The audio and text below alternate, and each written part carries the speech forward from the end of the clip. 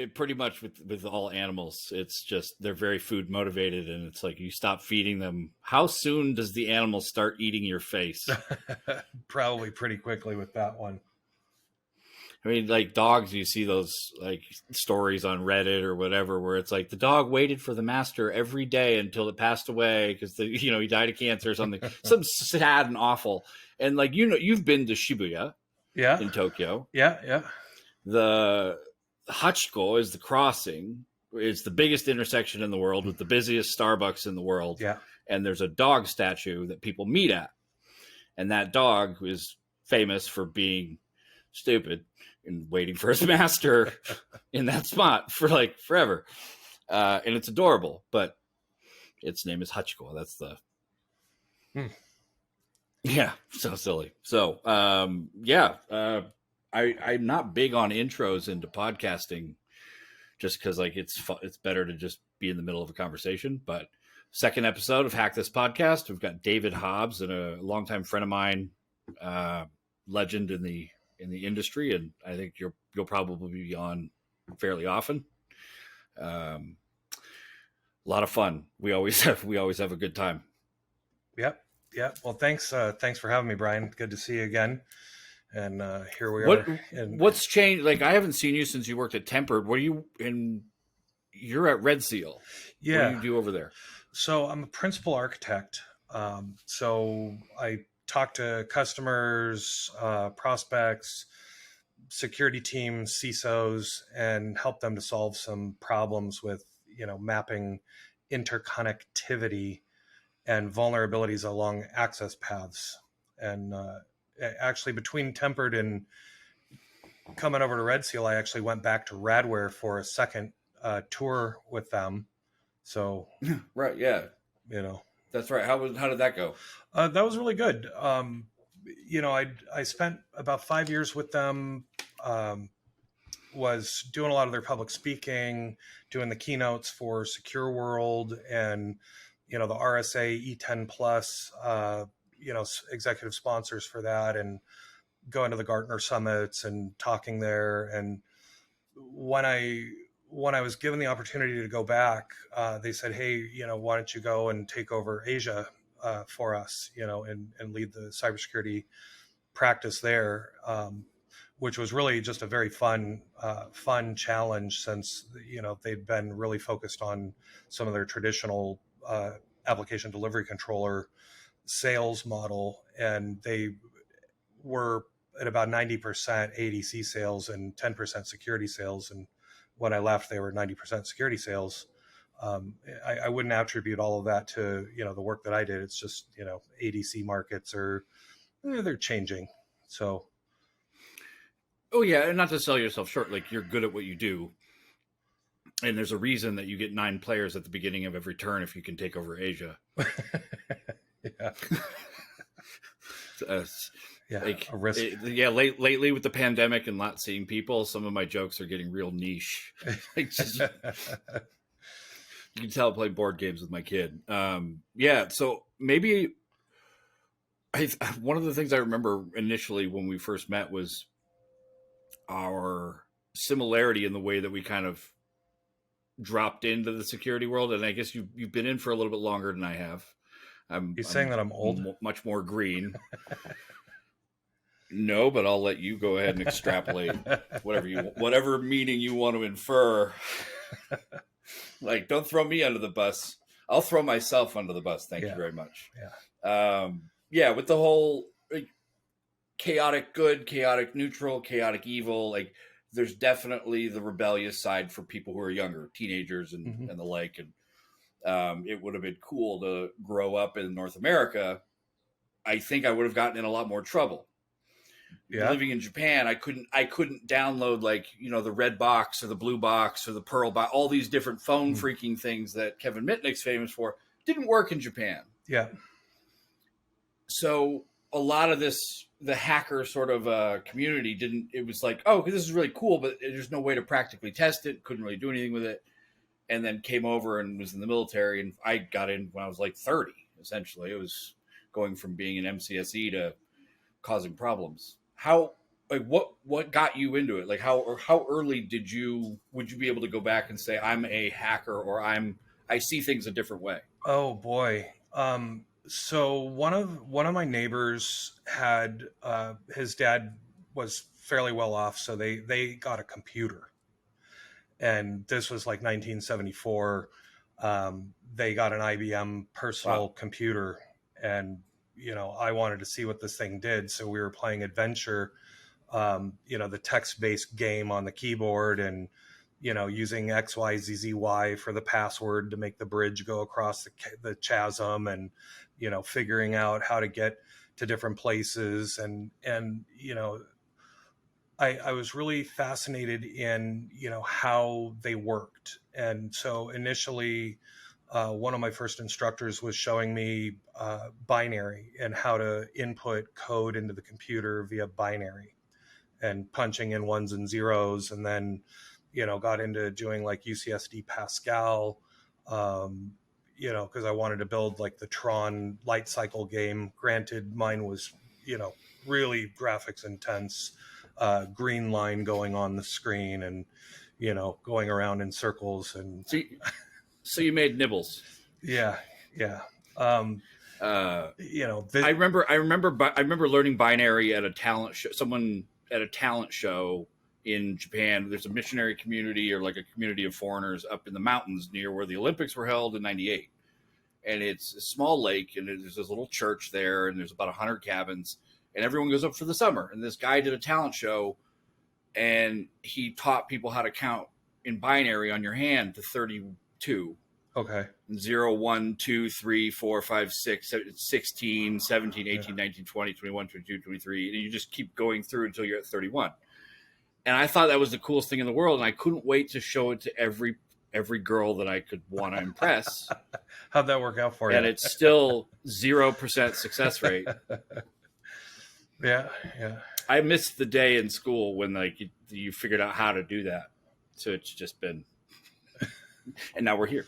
Yeah. Well, I'll tell you, it really helped quite a bit when it came down to networking, right? Since, yep, it's all just based on. It started to make binary. sense. Oh yeah, made things make a lot of sense. And I learned about the AND gateways and the 256 commands that the CPU would take. So started programming in assembly language, and the instructors that were teaching this, they were really quite compelling teachers. So you get like 65 students that would sign up for the class. There'd be 4 of us left at the end of the semester, 2 A's, 1 C, and an F. And that's just kind of how it went. And it was really kind of interesting, because they would say things to me like, you can't write to a floppy protected drive. And I said, well, that's on interrupt 13. And if I just knock the operation where it looks for, whether there's a hole there or whether there was tape over the disk, and just have it not look, it should write. And they're like, well, you can't do that. Okay. I just wrote to a write protected disk. So, what are the other things that are you telling me that it can't do? One of the very first thing I was involved in was on camera with a news crew talking to someone at Google, and they said, well, you can't do that. Well, sir, he just did it. We have it filmed. It's going to go on the news. Do you have a comment? Hang up. Like, nope. Yeah. They just don't want to believe what you did was possible, because it starts challenging everything that they. Then what do you know? If you say this is absolutely certain, 100% you can't write to this drive, and you write to it, like, am I even wearing underwear? Like, what do I know that's actually true? Because you just proved that thing wrong. Yeah. And they were so certain.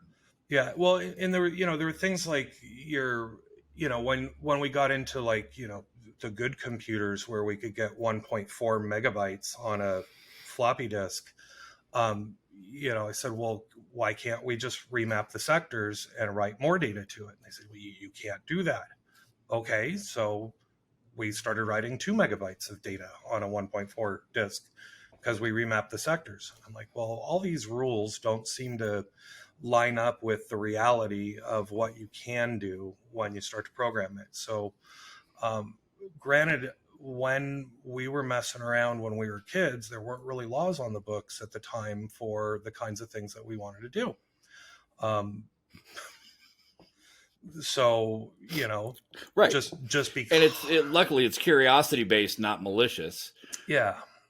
I mean, if you could go back now, what was it, 1998, 1999, the entire internet, you couldn't find HTTPS. Yeah, it was all that just Tintin, that's Gopher, Usenet, Pine, right? University of Washington Pine, so you get your mail and your news, and you're working on a Unix command prompt. So it was interesting when we first got onto the universities, because a lot of us had a bunch of US robotics modems and would have our computers calling other people's computers and then sending information back and forth and exchanging files and mail and messages. And 2 days later, somebody that you don't know that lives in New York got your message.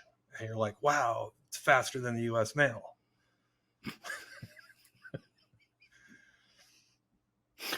Well, even now, some mail's taking even longer than, it's just ridiculous.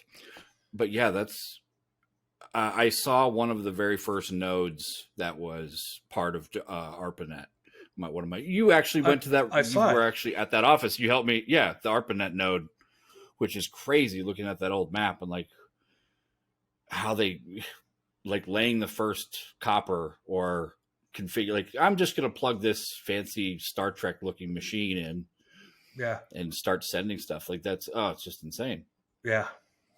And now it's all for porn. I mean, most of it. It's just bizarre. Yeah. I wouldn't know. I'm, married. No, it's from the statistics. Don't throw me under the bus. I'll throw myself under. Thank you very much.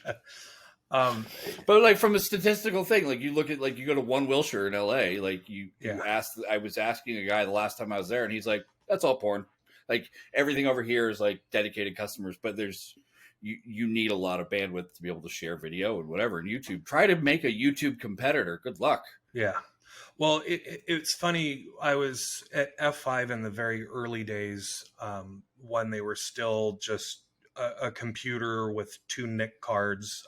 They just decided, instead of selling the software, to get a big, 4U computer with a door with a lock on the front that flips down, and put 2 network cards in it to do load balancing. And the primary driver was that the customers that had any kind of money that's what their business model was. There was no there was really no e-commerce at the time. It was really about, we've got too many users on this one server, so we need 2 servers, and how do we distribute it? And there was all this funny stuff back in the day, because America Online had what they called a mega proxy. And so you could jump from the IP that you were coming from at any point in time.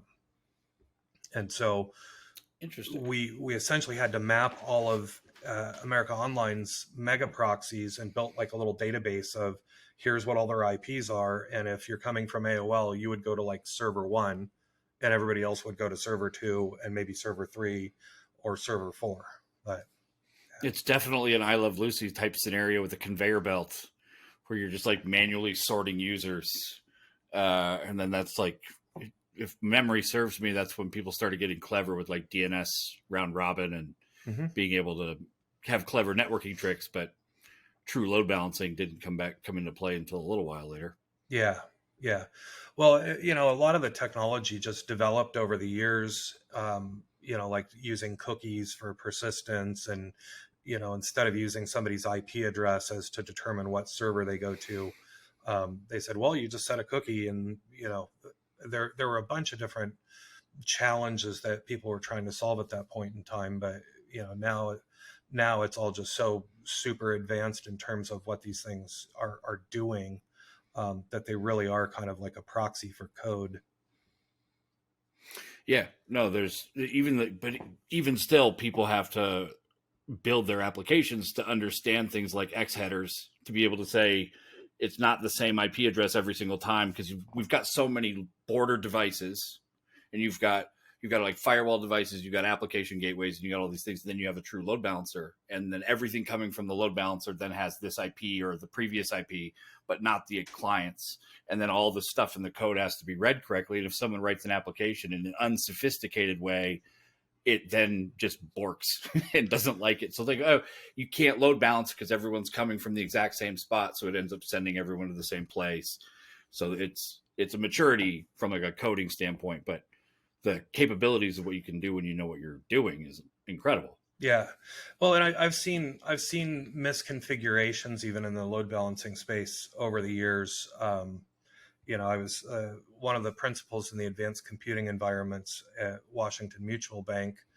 And, we had a lot of servers and a lot of devices. And, somebody thought it would be a good idea to just source NAT everybody to one IP. And at one point, in time in this, huge hierarchy of things, because they kind of took a shortcut in networking, people started seeing each other's account balances because it was, stomping on ephemeral ports, and people started seeing each other's pages, and it was kind of bad.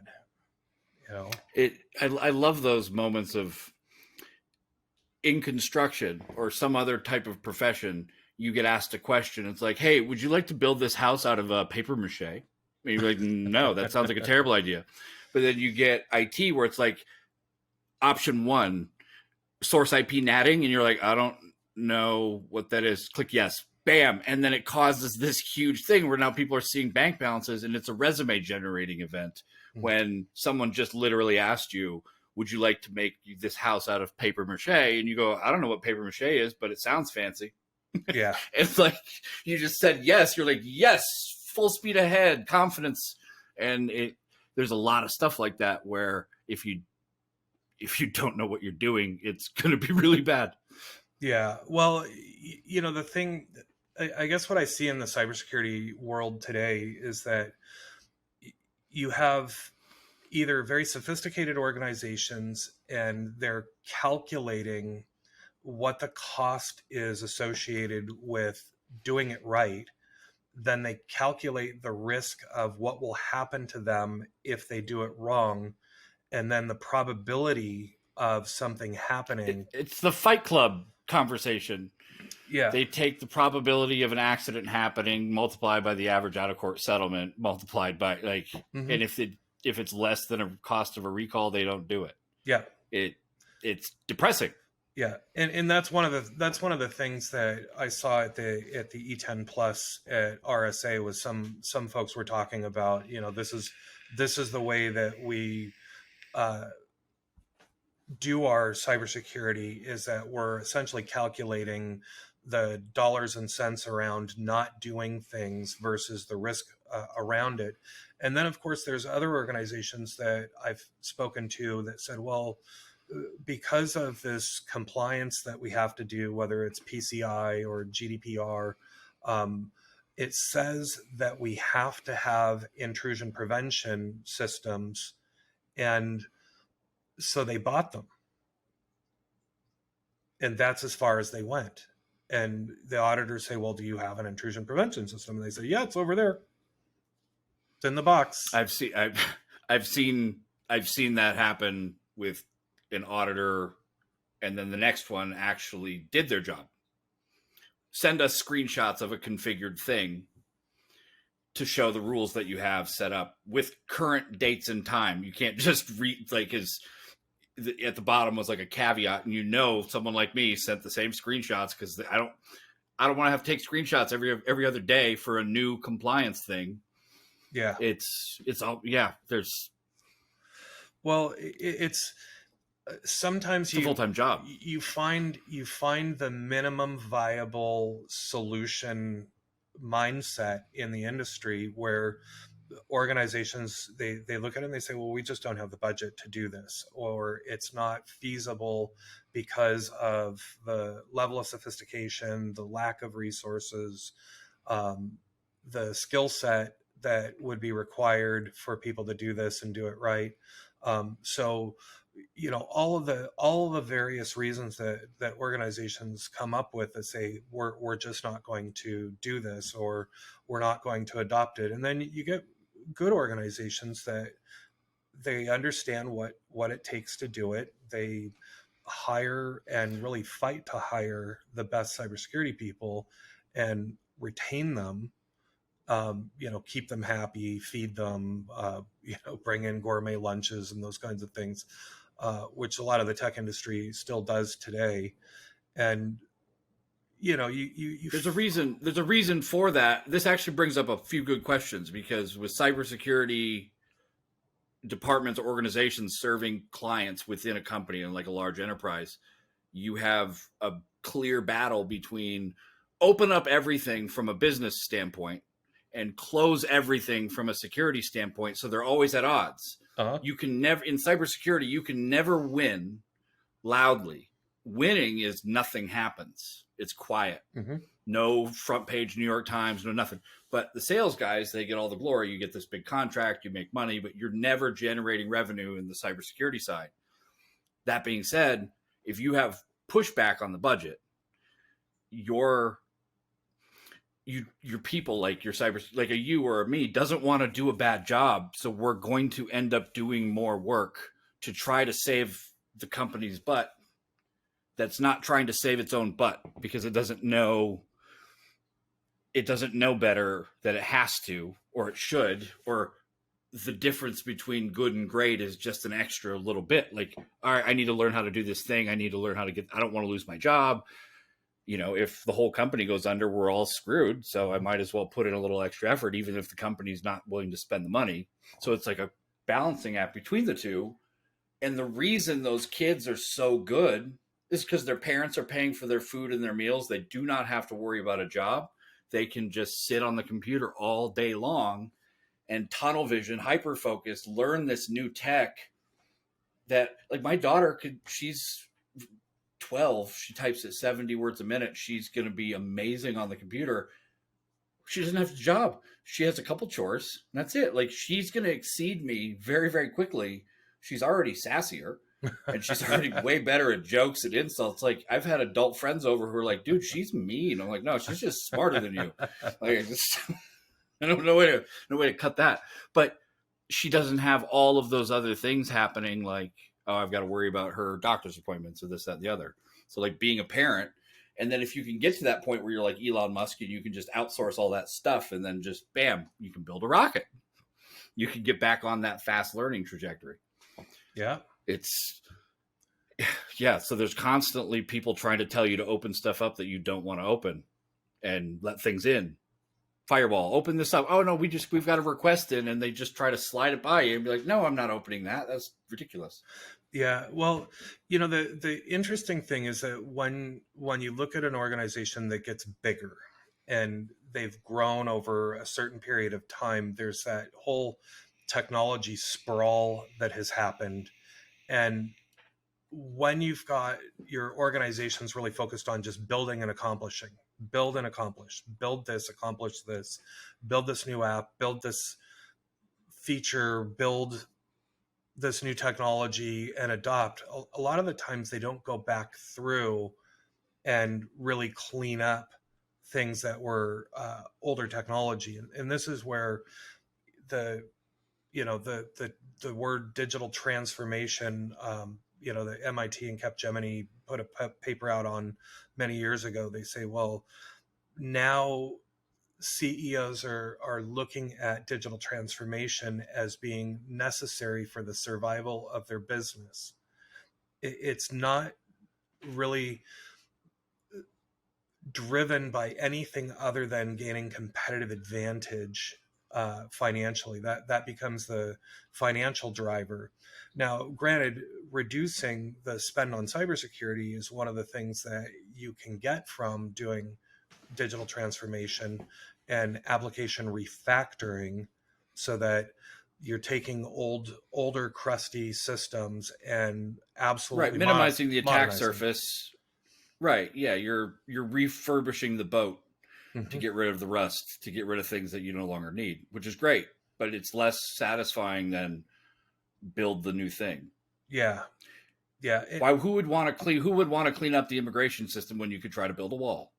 Like, I get the concept of we have this new solution. We haven't tried it. Let's do this thing. It's something people can wrap their heads around, and it's dopamine generating. Where it's like, hey, we've got this task. It's a clear thing. We're going to accomplish it. We'll feel great.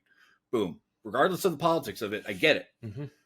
That being said, going and cleaning your room or going through your junk drawers or sorting through your old stuff, like, that's less appealing because that's old news. Yeah. Well,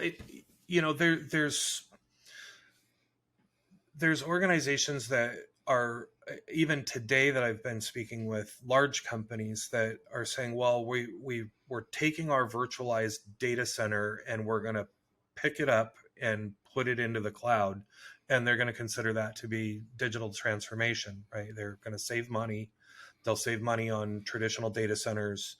They'll be able to, spin up and turn things on and off a lot easier, and that. But that's not really doing a great job of digital transformation with that strategy. But that is one of the strategies that a lot of companies have looked at just from a financial savings aspect. But What's a good example of digital transformation? a good example would be an organization that maybe takes a look at things that they've got in their traditional data centers and says, okay, let's go ahead and unpack the way that the applications are running, do an inventory of the data that we have, hire data scientists to evaluate what it is that they've got and how to do more with the data that they have to either build competitive advantages, to get machine learning processes that help them identify areas that they can greatly improve upon.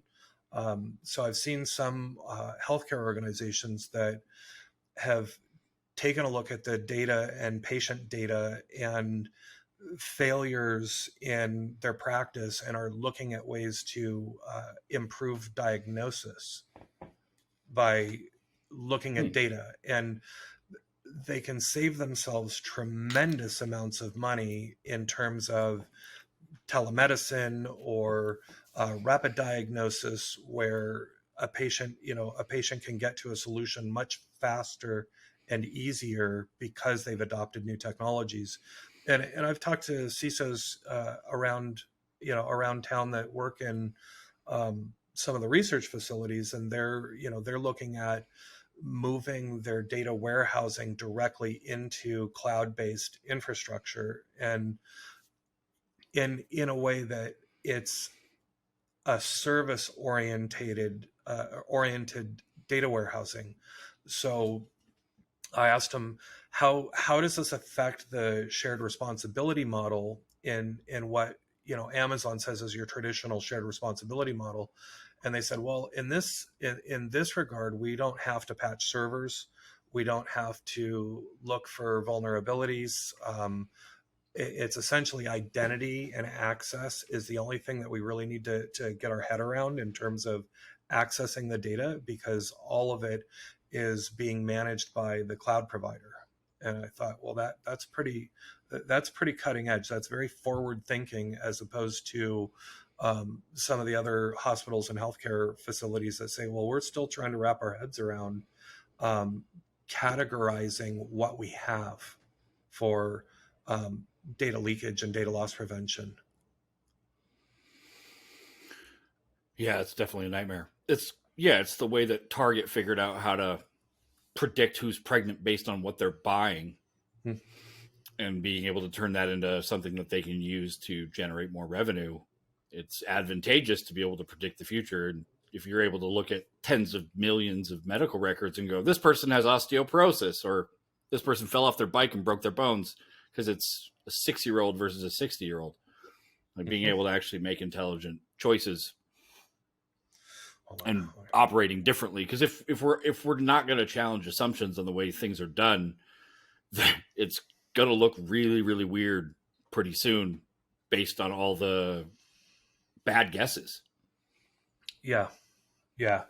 There's really amazing technologies in terms of what the clouds are capable of doing. And when I talk with folks that are saying, yeah, we're pushing all of our code into Lambda because it bills by the millisecond for usage, that those are the kinds of conversations where you say, well, okay, this is, this organization really has gotten all the way into looking at application refactoring, where you're not looking at build by the hour compute cycles in the cloud. You're looking at build by the millisecond and build by usage. And they've, thrown out all the concepts of, okay, I need an operating system, and I need a web server, and I need, a database, or I need these things. They're like, nope, we're taking it down to, pieces of code and just publishing code into microservices.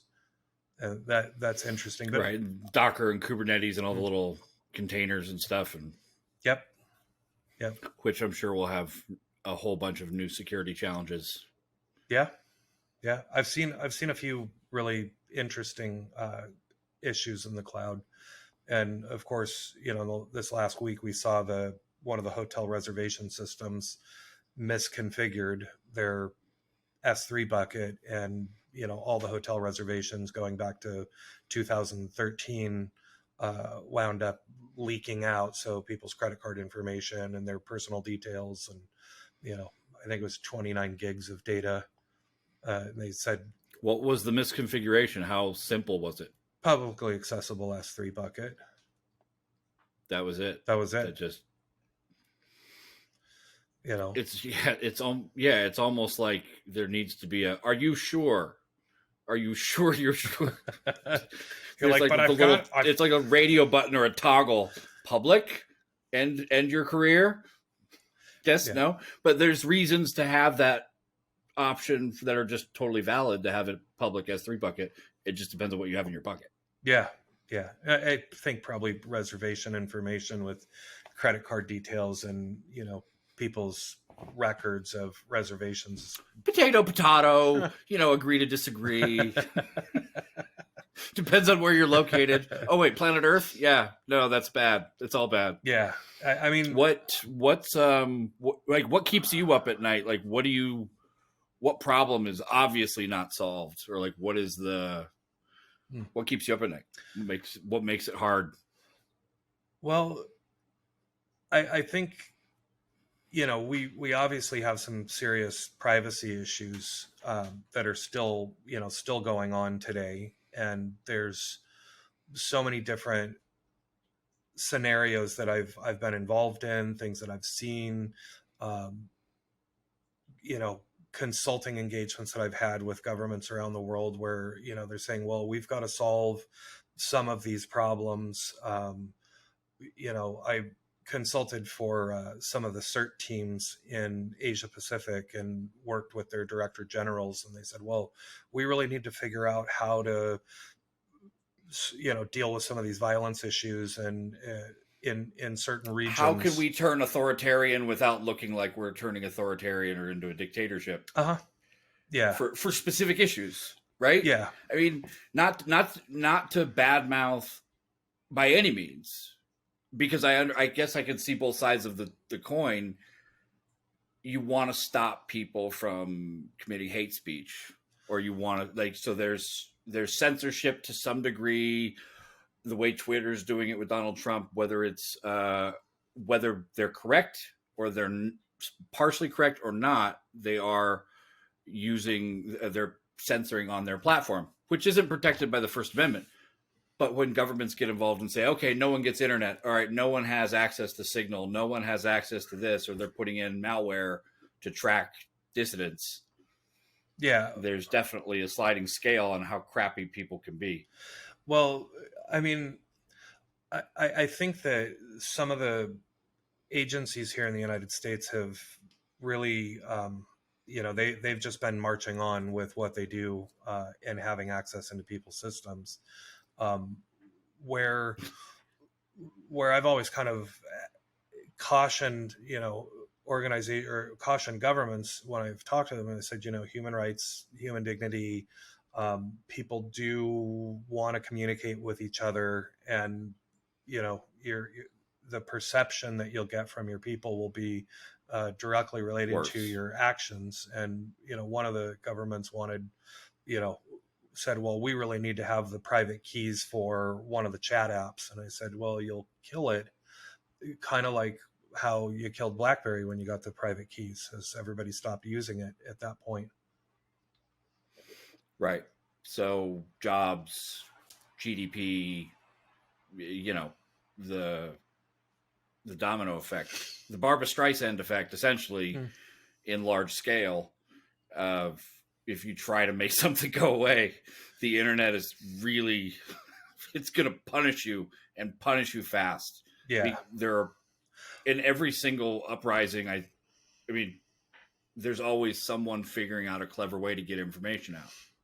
Yeah, I mean, people are going to communicate. They're going to share information with each other, and really, it's up to the powers that be to determine whether or not they're going to start decrypting traffic. It's the other side of the slippery slope is when they start to do that, it introduces a lot of vulnerability for the people themselves. And so, there's obviously been a tremendous amount of controversy over governments that want to decrypt the traffic for the people and the public. And we've had, our tech companies based out of the Bay Area and Redmond here that say, hey, we've been working really hard to secure our platforms and our infrastructure. And if you've got backdoors into it, then it obviously can lead to other people opening those back doors as well. And what if that's another risk calculation? So let's say Acme Anvils gets approached by the, because I don't want to,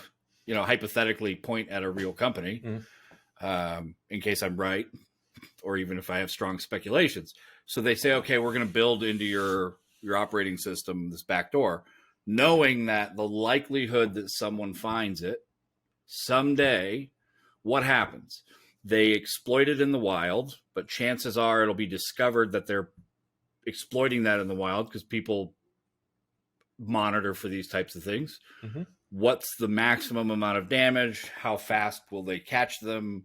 What's the spread before it filters into the listening ears of somebody who can then take action? So it's like, if the damage is small enough to justify it, they might go ahead with pulling the trigger on it.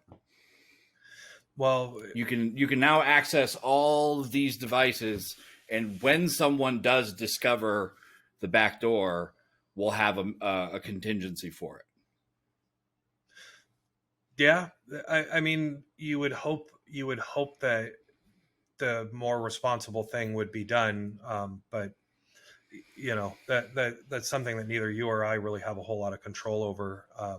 In terms of right, and we end up electing people who then make those decisions outside of our purview, hopefully within our best interests. But we know a lot of cases where companies get preferential treatment over the best interest of the people. If capitalism solved every problem and it didn't need to be regulated, we'd never have oil dumped into, or polluted toxins just being dumped into rivers, and there'd be no accountability. It's like the market doesn't always equalize correctly or quick enough for like a human's lifespan.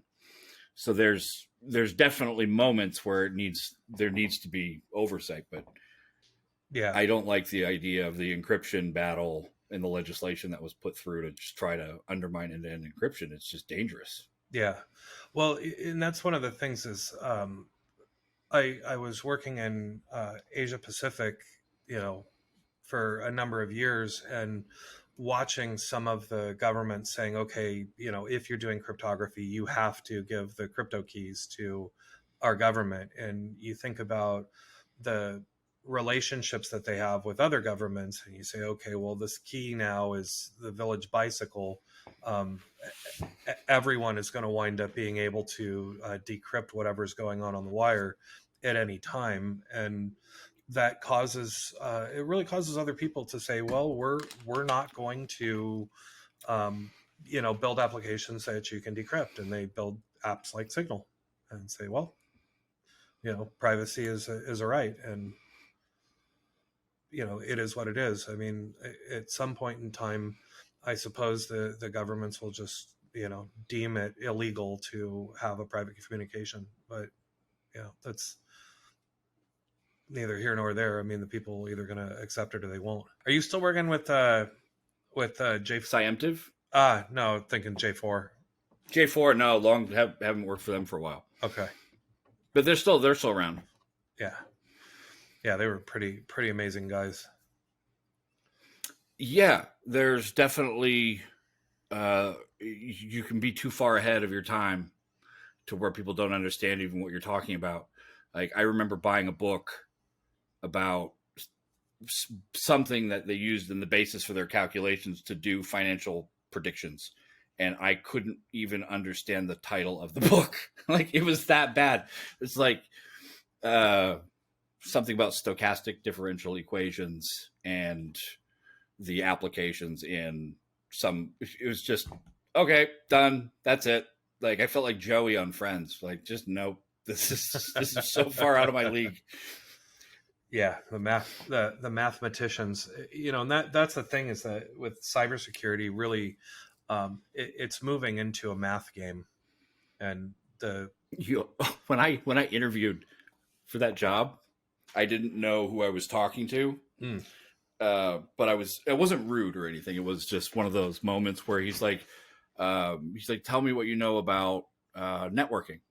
And I said, well, okay, are you familiar with TCP/IP?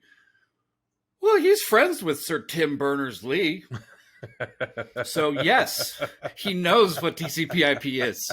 So I'm trying to explain it to like somebody like they're 5 and then evaluate from there. But I grossly underestimated where I needed to start from a conversation standpoint, because he wrote Secure Linux for the International Space Station. He wrote the guidance systems that use satellites around the world to be able to communicate back to the United States from wherever the International Space Station is.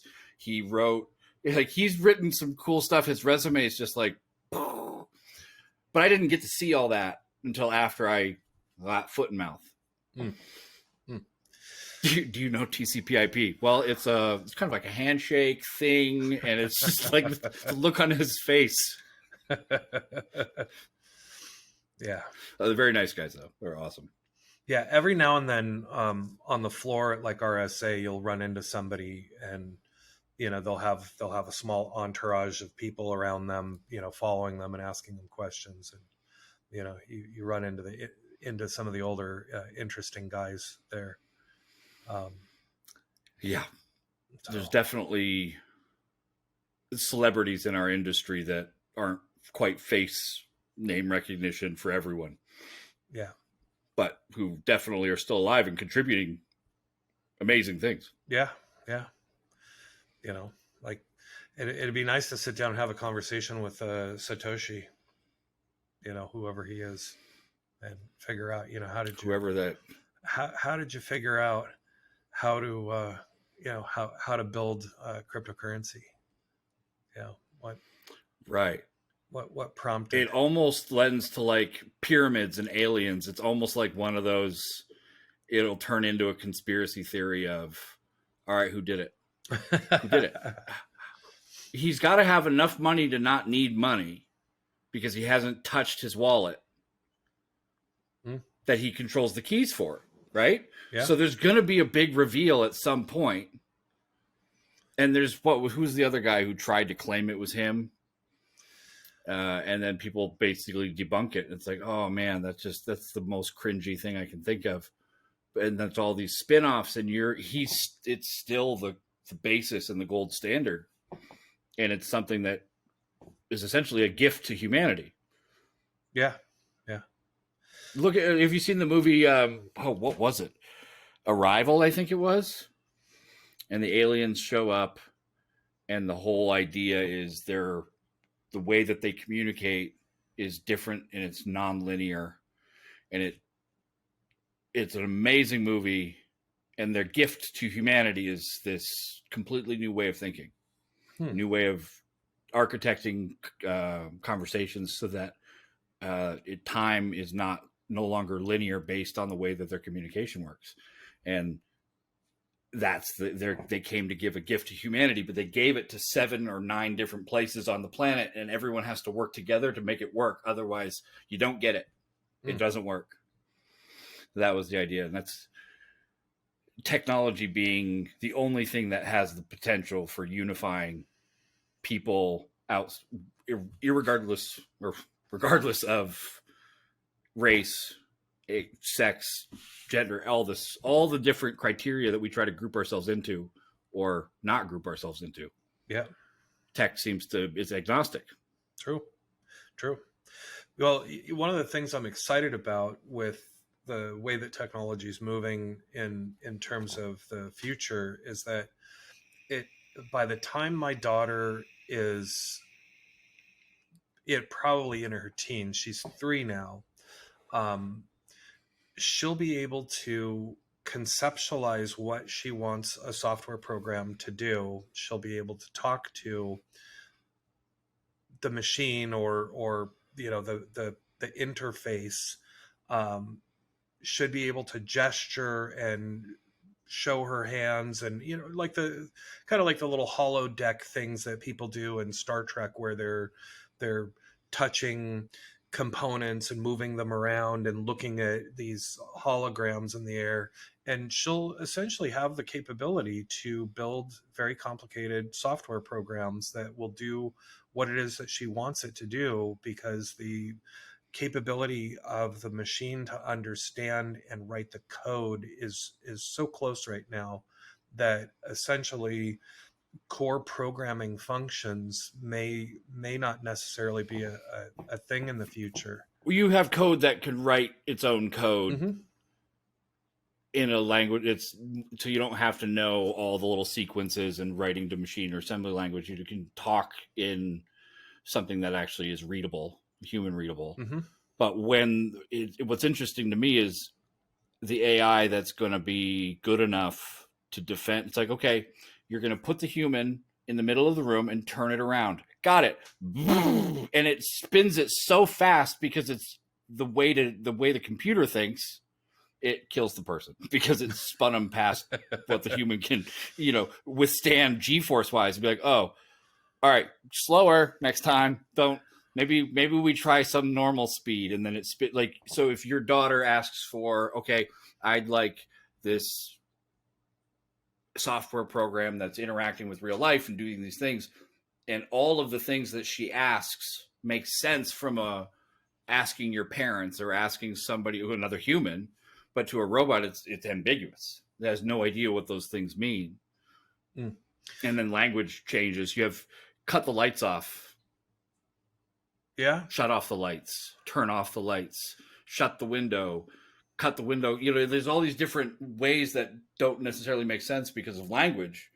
So someone's going to have fun programming that stuff, but then you've got to have a language learning AI on top of being able to build all these and understand what the human limitations are, the limitations of whatever medium you're working in, so you don't accidentally blow everything up. Well, the good news is that if you look at the AIs or the reasonably intelligent systems that people have in their homes today, the personal digital assistants, they do have cultural nuances in them, so that you could say, I really need Australian English, so that when you're using the language characteristics, it does understand. It's really good at this point. Good eye. Turn left. Go right. Like, I love that my ex used to use the Australian guy's accent, and that was a sexy way to navigate around town. I would definitely be choosing the Darth Vader or the Morgan Freeman or the Jason Statham or something. But no, it makes sense. But there's those problems like Star Trek. You could go to any one of these consoles and go Earl Grey, tea, hot, sweet. What happens when someone asks out the hot chick that he's working with or the hot guy or whatever, and he gets shut down and you're in space and now he's disgruntled and you can replicate anything. He's not just going to go for a cup of tea. You could replicate a bomb. You could make poison. You could, there's all sorts of awful things. And that was never addressed on this utopian sort of like show. So where's the governing, like when technology is unsupervised and people are unsupervised, there is that minuscule chance that someone's disgruntled. And it's the same problem we run into every day. What happens when your boss screws with you for the last time? You're like, you know what? Ethics aside, I'm taking everything and this whole place is going down. Well, I'm going to go and click on all the spam links and I'm going to download all the ransomware, or I'm going to steal all the client lists. What technology can understand what you're doing is suddenly not okay. Yeah. Well, these things do happen. There've been numerous incidents over the years where, some network engineer decided he'd had enough, and San Francisco pretty shut down the whole thing. Pretty good example. Ashley Madison, it was an internal disgruntled employee. Yeah. Or any one of the disgruntled people on the site who found out it was all bots. Yeah. Well, like I've done a fair amount of work on anti-bot technologies and really spent an amount of time helping to write the ultimate guide to bot management.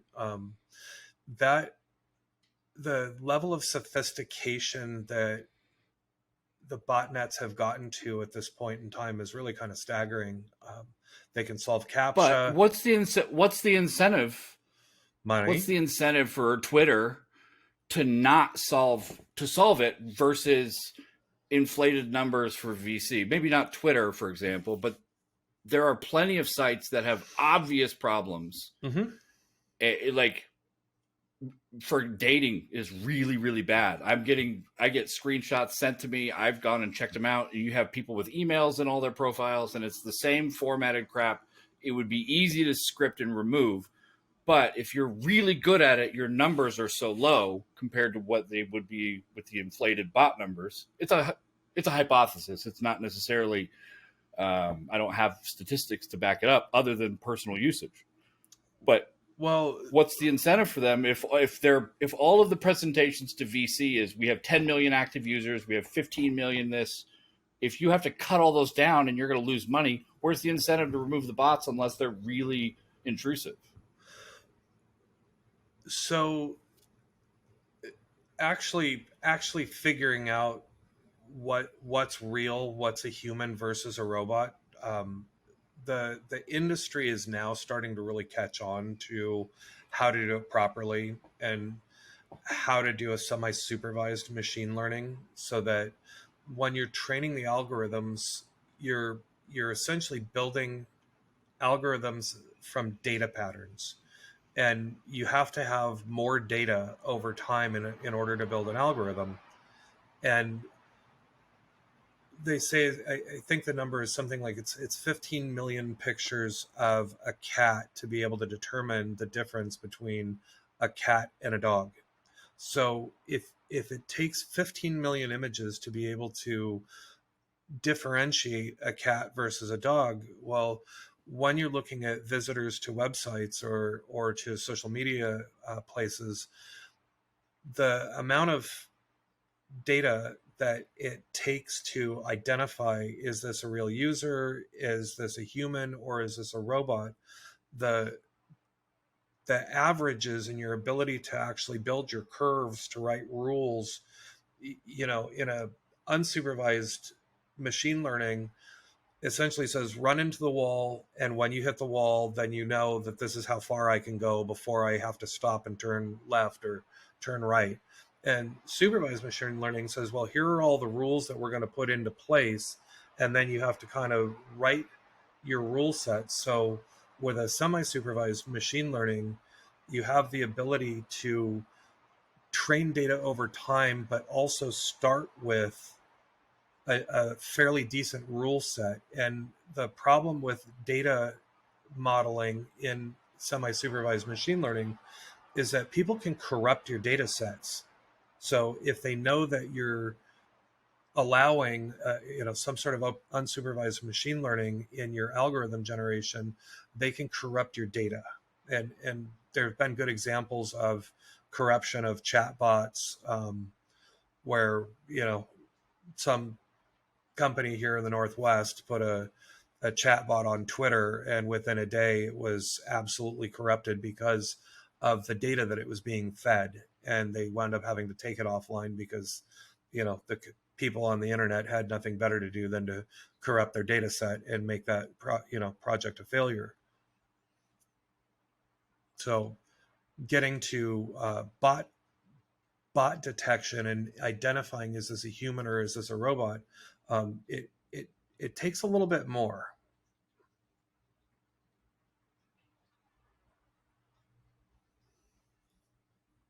So I know you just dropped off there for a second, and I can't hear you.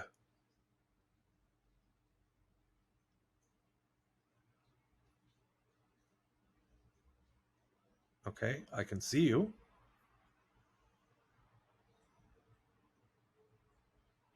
Cannot hear you.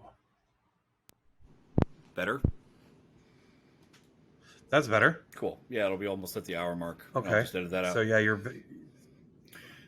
that's so fine. Yeah, there's hopefully on my side it recorded. Yeah, no, it looks like it was still. Yeah, it's still recording. Looks like everything's good on that. Okay. So I left one tab and then joined as the same person. So it should be seamless. Okay. Cool. And you can edit and cut all the stuff that needs to be chopped out anyway. Yeah, right? Just this part at least. If there's anything else you want, I can send it to you, and you can submit. Submit a request in triplicate. whatever you need. From like a bot. Yeah, bots suck, but it's hard. Yeah, obviously it's hard to detect, and you don't have. You can get typing speed, and you can get the way the mouse interacts and stuff. And I've seen some automation programs for like LinkedIn or other. A lot of video games. A lot of people are trying to game video games because the mining process for gold or whatever to win in World of Warcraft or whatever Clash of Clans or whatever the thing is, it's grinding and it's pain in the butt. Like I remember playing Super Nintendo as a kid, and like if I could have something automated, move the controller and go fight a bunch of bad guys while I was asleep, oh man, that would be the greatest thing in the world. But instead, you've got to play 3,000 or 4,000 hours and not even get to the highest level. That sucked. So there's a monetary incentive for sure. Yeah, I mean we used to script some of our moves in browser text-based video games, where you had to wait for things to be built, and so it could be 2 hours before your gold mine was done doing your gold, and so you start scripting that out. But the modern day botnets are so sophisticated, and organizations are either paying to harvest everything that they know about their competitors, so really looking to harvest people's prices, find out everything that they have in their inventory, to turning that into their price structure so that they can automatically compete on price against their competitors, and their software platforms that help do this. And so they essentially go and scrape each other for so you're pricing, constantly lowering your price to always be competitive, and or figuring out what's a loss leader for a store, and then buying everything out so that it's out of stock, and then taking everything that was their loss leader and then marking it up and selling it and having them fulfill it and taking the profit. That's such a, they want to help them. Such a dick move. Well, I like. But actually, I've got so Like, it's just 10 it's the most. It's like, not only are you not even having to open your own store, you're just walking into a convenience store. This is mine now, and then you just put a different price on it, and they're happily selling it for you. Uh-huh. Yeah. Yeah. It's so stupid. One thing that was actually interesting recently, someone emailed me and they're like, weird stuff is happening in my Amazon account. I'm like, okay, well, all right, first of all, turn on two-factor authentication. What's the deal? They need to reset it, kick everyone out, make sure there's no logged in sessions or whatever. But then there was products being bought that were shipped to a different address with a credit card that wasn't theirs. So it's like their account was being used, but nothing was being stolen. And then once the product was bought, they'd be writing reviews. And then the review would have the verified purchase. And all of the products that were bought were brand new to Amazon, and all of a sudden had 75 or 100 5-star reviews. And that's all the fraud was just using their account as another vote. Mm-hmm. Very interesting that's profitable enough to manipulate. But that's exactly the same thing as the Google Maps exploit, is if you can manipulate yourself into the top 10 of whatever product or category, you'll get all the phone calls. You'll get all the business. Mm-hmm. Yeah, it's funny. I saw, I guess it was probably 11 or 12 years ago now, was working with a company that sold tires. And initially their website was so big that they didn't have dial-up users. And I was helping them out. I said, you guys are killing your dial-up business. And they said, well, we don't have anybody buying tires from our website over dial-up. And I said, it's because the site's unusable.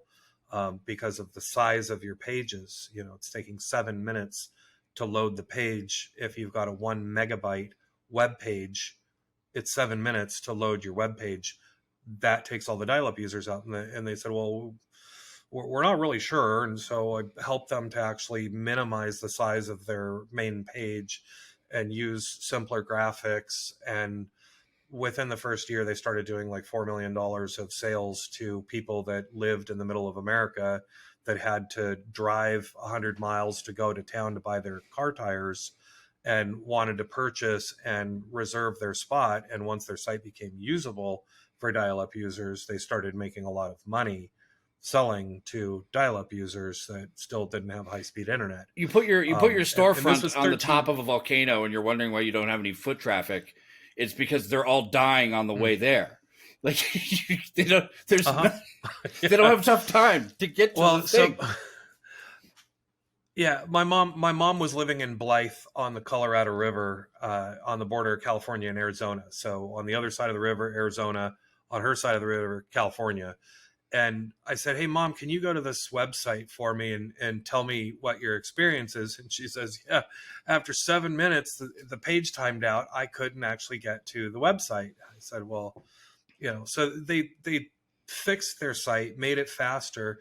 And one of the problems that they presented to me next was that they had people going and visiting their site and putting like $99,000 worth of car tires in their shopping carts and going to the checkout process, but they wouldn't complete the checkout. And I said, who in their right mind is going to buy $99,000 worth of car tires? And they're like, well, someone who wants to load the inventory to make it unavailable to be sold. It's a denial of service. Yeah. It was competitors who were unhappy. Yeah. I mean, we did the simple things like, okay, let's trace the IP. And of course it was one of their competitors' corporate offices.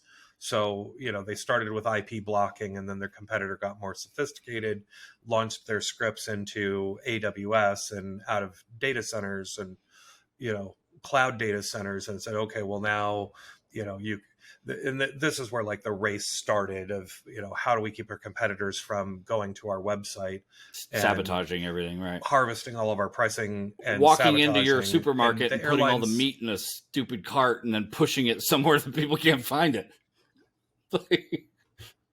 Yeah, exactly.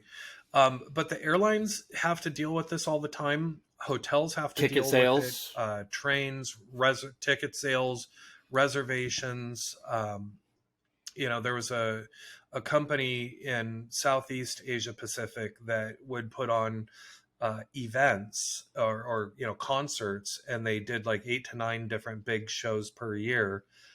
And they said that they tokenize users via their load balancer. So the load balancer gives a token to visitors that come that want to buy a ticket. And they said we go from, maybe a couple hundred requests per second on our website normally for normal traffic to like 150,000 requests a second. That's a pretty staggering jump. And and they said over the course of 8 hours, we'll sell all 30,000 tickets for this event. And we have to kind of tokenize and give an access token to the browser that allows them to come through. But at the same time, we still don't really know what's a human versus what's a robot when we do these events. And, obviously it was kind of a scalability issue, saying, well, how do you do a semi-supervised machine learning to determine who's a human versus who's a robot if you only have an 8-hour window to attempt to model the data to say these are the behaviors of a robot versus these are the behaviors of a human. I suppose at that point you could just do a false flag. You could sell concert tickets and then, oh no, the artist mysteriously died. He didn't exist in the first place. But like, oh, sorry, we have to refund everybody their money. And like, it was all a ruse to gather information. But then you get the problem of you've got people who are good with machine learning or good with bot generation who write bots that are less of dicks than humans are, because you can go in and buy a whole bunch of tickets and you're a scalper, or then you get an automated program to skirt under all of the limitations so automation programs that know that they're going to get caught if they get too greedy will find out what the thresholds are on how many page views, how many messages you can send, and then they'll stay under the radar. Humans find ways. Who's going to care? You're a person. Like, I'm doing my people thing. Like, I'm obviously a person. I can prove it. I'm going to go buy a whole bunch of tickets and then I'm going to sell them all for a profit. That happened with video cards recently. The company got caught price gouging on their own video cards through another, I think it was like a third party refurbished reseller of their own products. And like, turns out like they had a whole bunch of cards that were sold at a way bigger markup because people get greedy.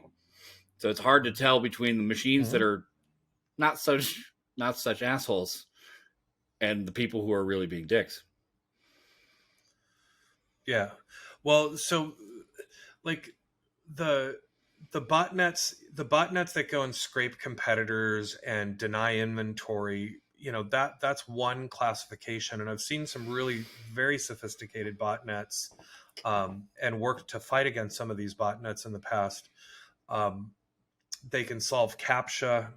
They have a full headless browser capability. They solve CAPTCHA better than I do. There's some of those CAPTCHAs I can't see the letters, or they're like, rotate the animal to make sure it's facing the right way. I'm like, I don't even know what's up, what way's up. What is that? Is it an aardvark, an armadillo, or a school bus? I don't even know what the hell I'm looking at. Yeah, I have to like get my old man glasses out and I like look at the screen. I'm like, okay, I think that's a F. I think it's a D. And then they're like, nope, got it wrong. Got to do it again. You gotta type in your password, and now your passwords don't match. Yeah, they're better. They're better at solving CAPTCHA. I'm like, I need the botnet CAPTCHA solver thing in my browser just so that I can get beyond. And the fact that they know that there are botnets that can solve the CAPTCHAs and that they're still using it is the exact same feeling of like having TSA at the airport. Security theater. Yeah. Yeah. Well, and the Take thing your is, shoes off so we can be safe. From being from Seattle, when they put the thing up and they're like, okay, show me, click on all the pictures that are of coffee. And I'm like, okay, that's cappuccino. That's a latte. That one's hot chocolate. That one's tea. So I get it wrong. I get it wrong. I don't see any cups of black coffee Right. there. Please identify all the palm trees. Well, that's the palm tree. Is that the root, like, or the bridge? Is that the part of the bridge, or is that part of the? Oh no, I'm not going to be able to get. Do I really want this thing? Do I really need this that badly? No, I guess not. Like, you just start to talk yourself out of whatever it is you were trying to do in the first place. Yeah. And it's kind of personally insulting, right? You have to certify I am not a robot. But and the thing that's asking you is a robot. Show me your papers. Exactly. Some papers now, please. It's like, yeah. It's just it's so frustrating. And it happens, it's minutes a day. Minutes. If you're doing anything different than the norm. Yeah, I mean, the interesting thing is that no matter what controls you put into place, somebody's going to figure out how to bypass them. They're going to figure out how your system was designed. Well, let's say you really wanted to know what your competitors' prices were for the items on their website, and so maybe you get a really amazing anti-bot technology that does 5 nines accuracy in mitigating and understanding who's a human versus who's a robot. They're just going to say, okay, great, I'll pop up a call center and get a bunch of people sitting in a room somewhere else in the world that will just go through the website and manually scrape it with. There are people doing that for CAPTCHAs. It's like there's a whole CAPTCHA service that will have somebody with a chat window and just like, all right, that's this, and they just solve it. Yeah. CAPTCHA breaking services. It's Google learning what bridges are, what cats are, by crowdsourcing picture recognition to be able to improve their AI, while humans are outsourcing to other humans the robot human verification system. It's just this feedback loop of nonsense because people want shortcuts. It's like, I need this shortcut. I better shortcut this and like find another shortcut. And eventually it's just like, just do it. Just do the stupid thing. And then you get the people who've got the bots and they watch the competitors lowering their price and they're like, all right, screw it, 1 cent. And like watch them go, and now all of a sudden they've got to fulfill stuff for a price they can't possibly match. There's just just endless fun. Yeah. But I mean, in the pandemic, what's been interesting to see is that any way that people can make money, they're doing it. And if it's criminal behavior and it's illegal behavior, it seems that the hackers have been really having a field day. I've seen a lot of ransom attacks in the last couple of months that have been popping up where, the paydays are, $18 million, $20 million, $125 million. Right? What Garmin was allegedly, what, 25 million? Yeah. I mean, that would suck if all of a sudden you're like using a navigation device to get out of like actual harm's way and it gets bricked and you're now just like waiting for them to pay the ransom for you. That's like, they're ransoming you. Your customer base is about to get a lot smaller and very, very cold. Yeah. I actually have friends that work for one of the consulting agencies that pays the ransom on behalf of the insurance companies. Isn't that now illegal? The new law that talked about anybody who pays or facilitates.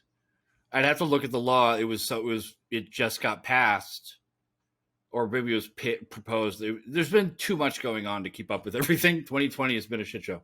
But the idea that you can't facilitate these ransom payments out of some sort of like espionage or like export, the way the law was written was like, you're no longer allowed to pay ransom, or you could be held liable, or like funding terrorism or whatever the thing is, because these organizations are now getting, you can go online and buy the identities of people to circumvent the state unemployment and get unemployment fraud going. It's a whole business. You can buy WannaCry and skin it for your own personal use. You can go and get all this ransom. It's ransomware as a service. They've got affiliate programs. Yeah, they do. They actually will do 50-50 splits with you.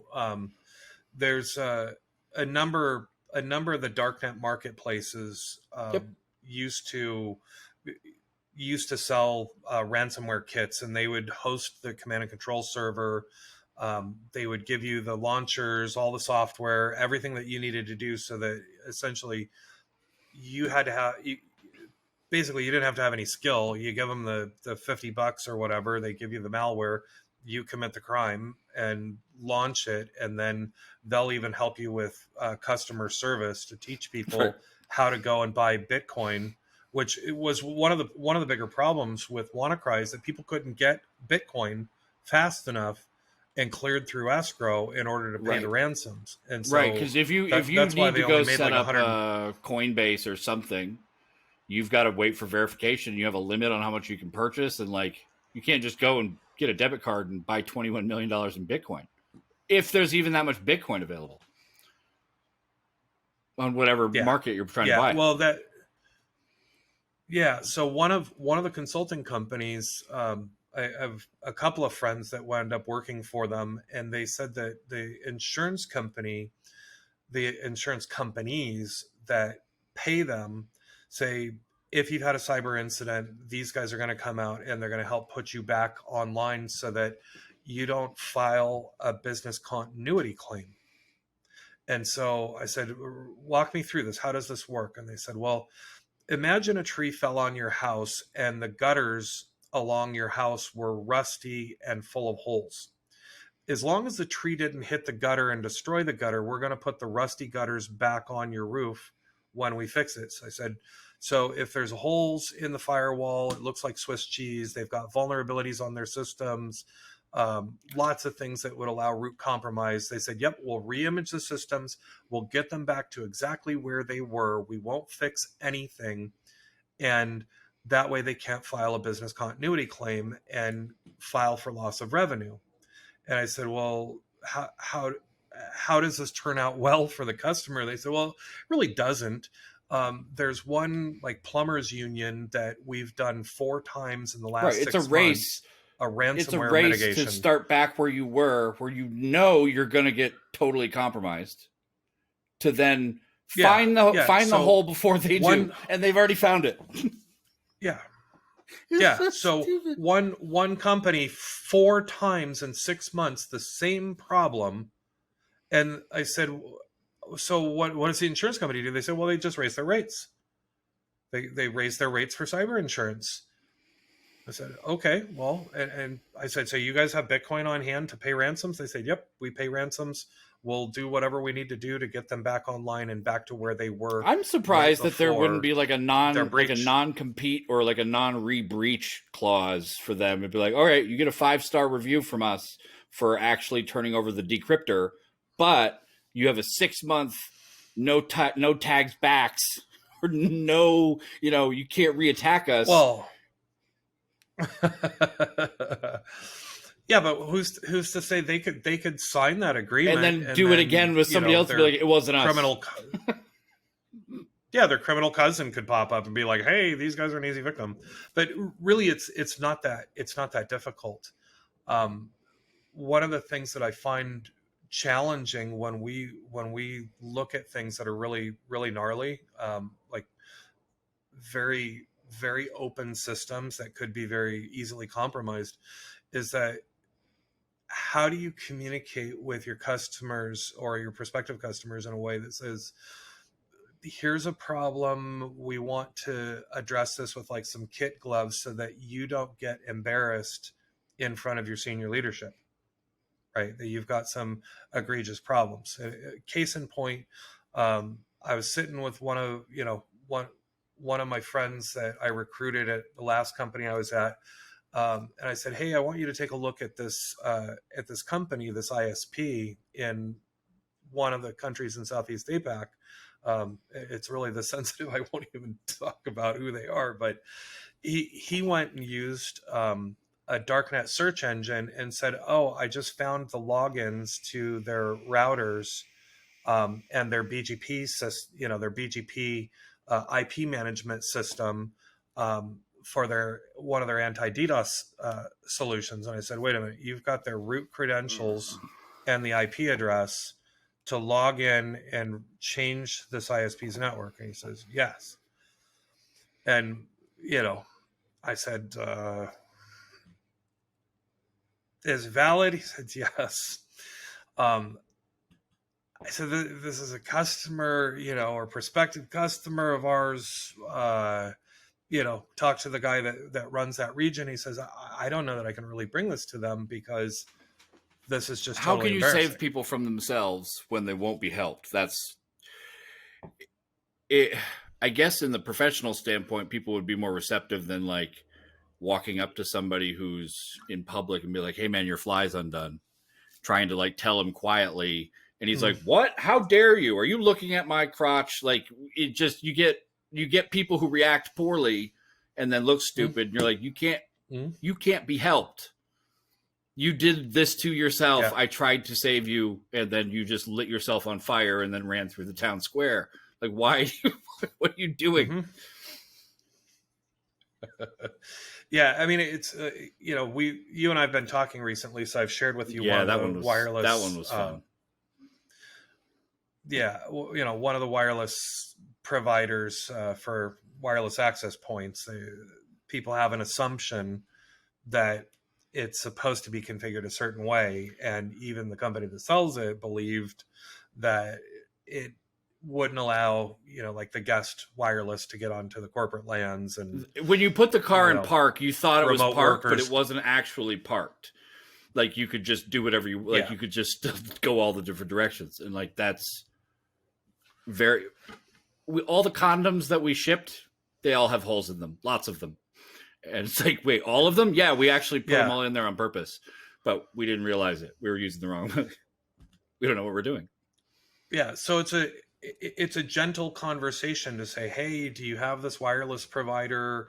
Is this the manufacturer of your wireless access points? Hey, we found something that isn't necessarily the assumption that you may have. And if you'd like, I can kind of show you where, 100% of the customers that we've looked at this with, they found that, this is kind of a problem, and even the manufacturer. So you kind of have to dance around it. But then there's some of the other issues, like when my friend Pascal Heenans was hunting down the janitor for this botnet called BrickerBot.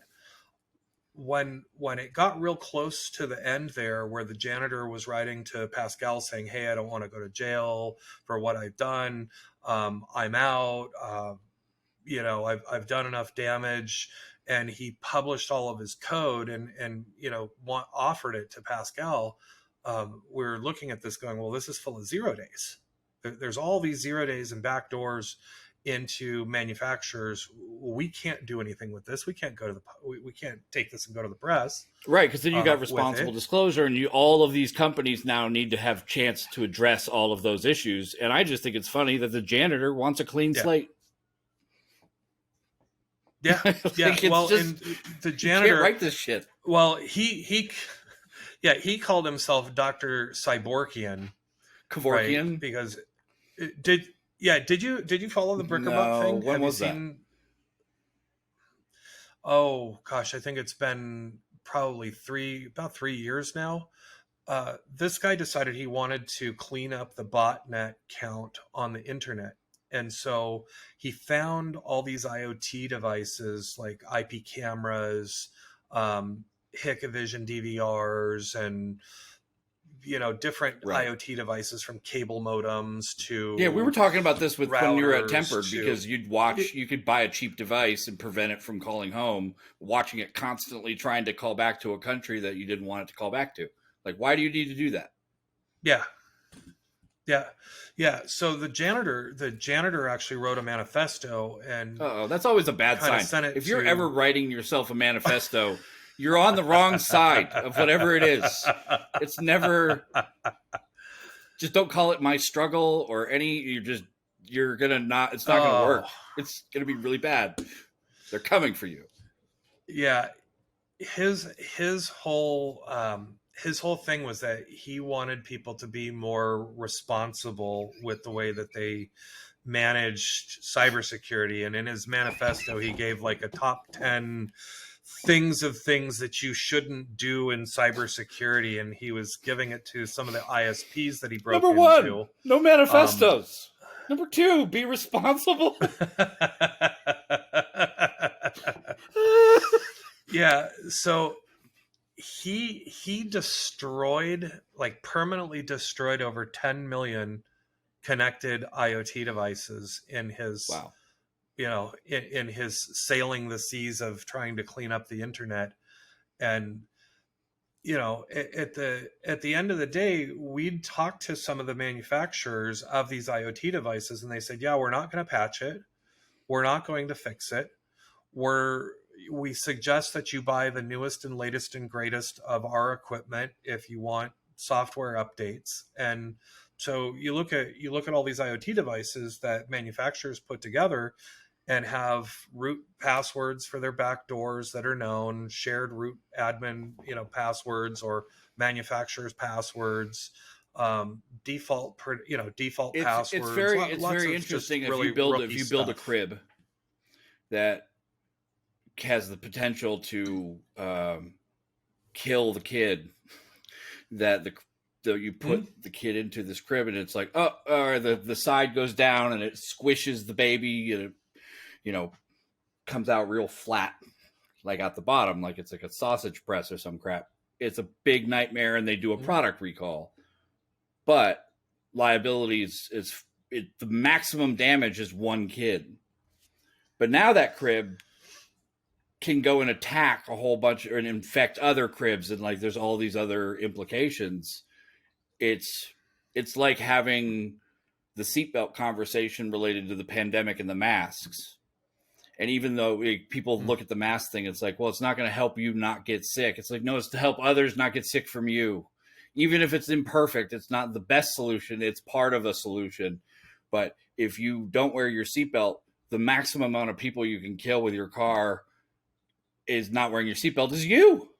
Maybe you hit some other people, but like if all of a sudden you don't wear your seatbelt and everyone in North America now is more vulnerable, I mean, you'd have to be driving really fast. But the idea is it's a whole different ballgame now.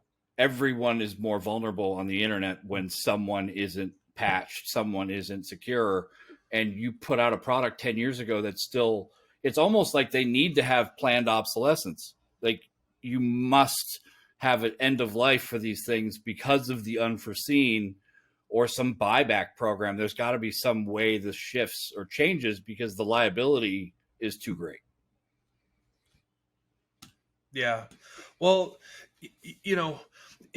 he was very, very close to destroying 9 million cable modems for a large telco out of Europe. And in his manifesto, for the people that have actually read it or Google search for the janitor bricker bot, you can find his manifesto. He talks very openly about the internet service providers, that he fully owned their networks, and talks about the damage that he did to them. Some of them, he said, look, if I just own one of your routers, I'm going to own your whole network.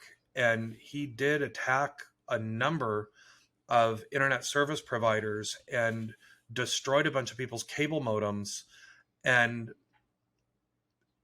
he destroyed IP cameras. He actually used the command and control system was Ubiquiti WiMAX routers, where the username was UBNT and the password was UBNT.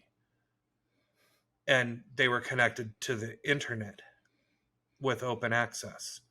And so that became his C2 command and control server infrastructure. I'll actually introduce you to Pascal Heenan, since he did a lot of the research on BrickerBot and, kind of deconstructed this botnet. But it was really, really fascinating to watch someone actually permanently destroy equipment because the people that owned it were doing really super insecure things, like leaving default passwords or connecting the admin to the internet so that they could be remotely configured. Internet service providers allowed remote management of cable modems. And if you remember, what was it, Christmas Day, I think, 5 years ago, when the movie The Interview was supposed to be released? Yeah. And the Lizard Squad apparently took down the Xbox and the PlayStation networks and DDoSed them all Christmas Day. And, on Twitter, there's all these little kids that had gotten new video games for Christmas and they couldn't play them on Christmas Day because the gaming networks were offline. Well, apparently what happened was the Lizard Squad got 500,000 cable modems that they could use to do DDoS attacks. And you think about the bandwidth that people have at home available to them, and you think, okay, 500,000 people's home internet connections now attacking, some large companies. Yeah, it didn't go well that day. And of course, these kids that were in the Lizard Squad, they started renting out their botnet and said, hey, you can DDoS people and ransom and do extortion and all of that by renting our botnet. We're the Lizard Squad. I mean, they even got the president of the United States to respond on Christmas Day because they apparently thought it was a foreign state-sponsored cyber attack, over that movie. So, great way to get some publicity for who they were. They got all eyes on them, and then they rented their botnet and apparently made about 7 figures renting their botnet out. Interesting. And so, yeah, I just remember seeing an interview on YouTube about that. They got security for Seth Rogen and James Franco, and there's all sorts of nonsense going on. Yeah. Wow. Yeah. Reading up on this BrickerBot stuff, it's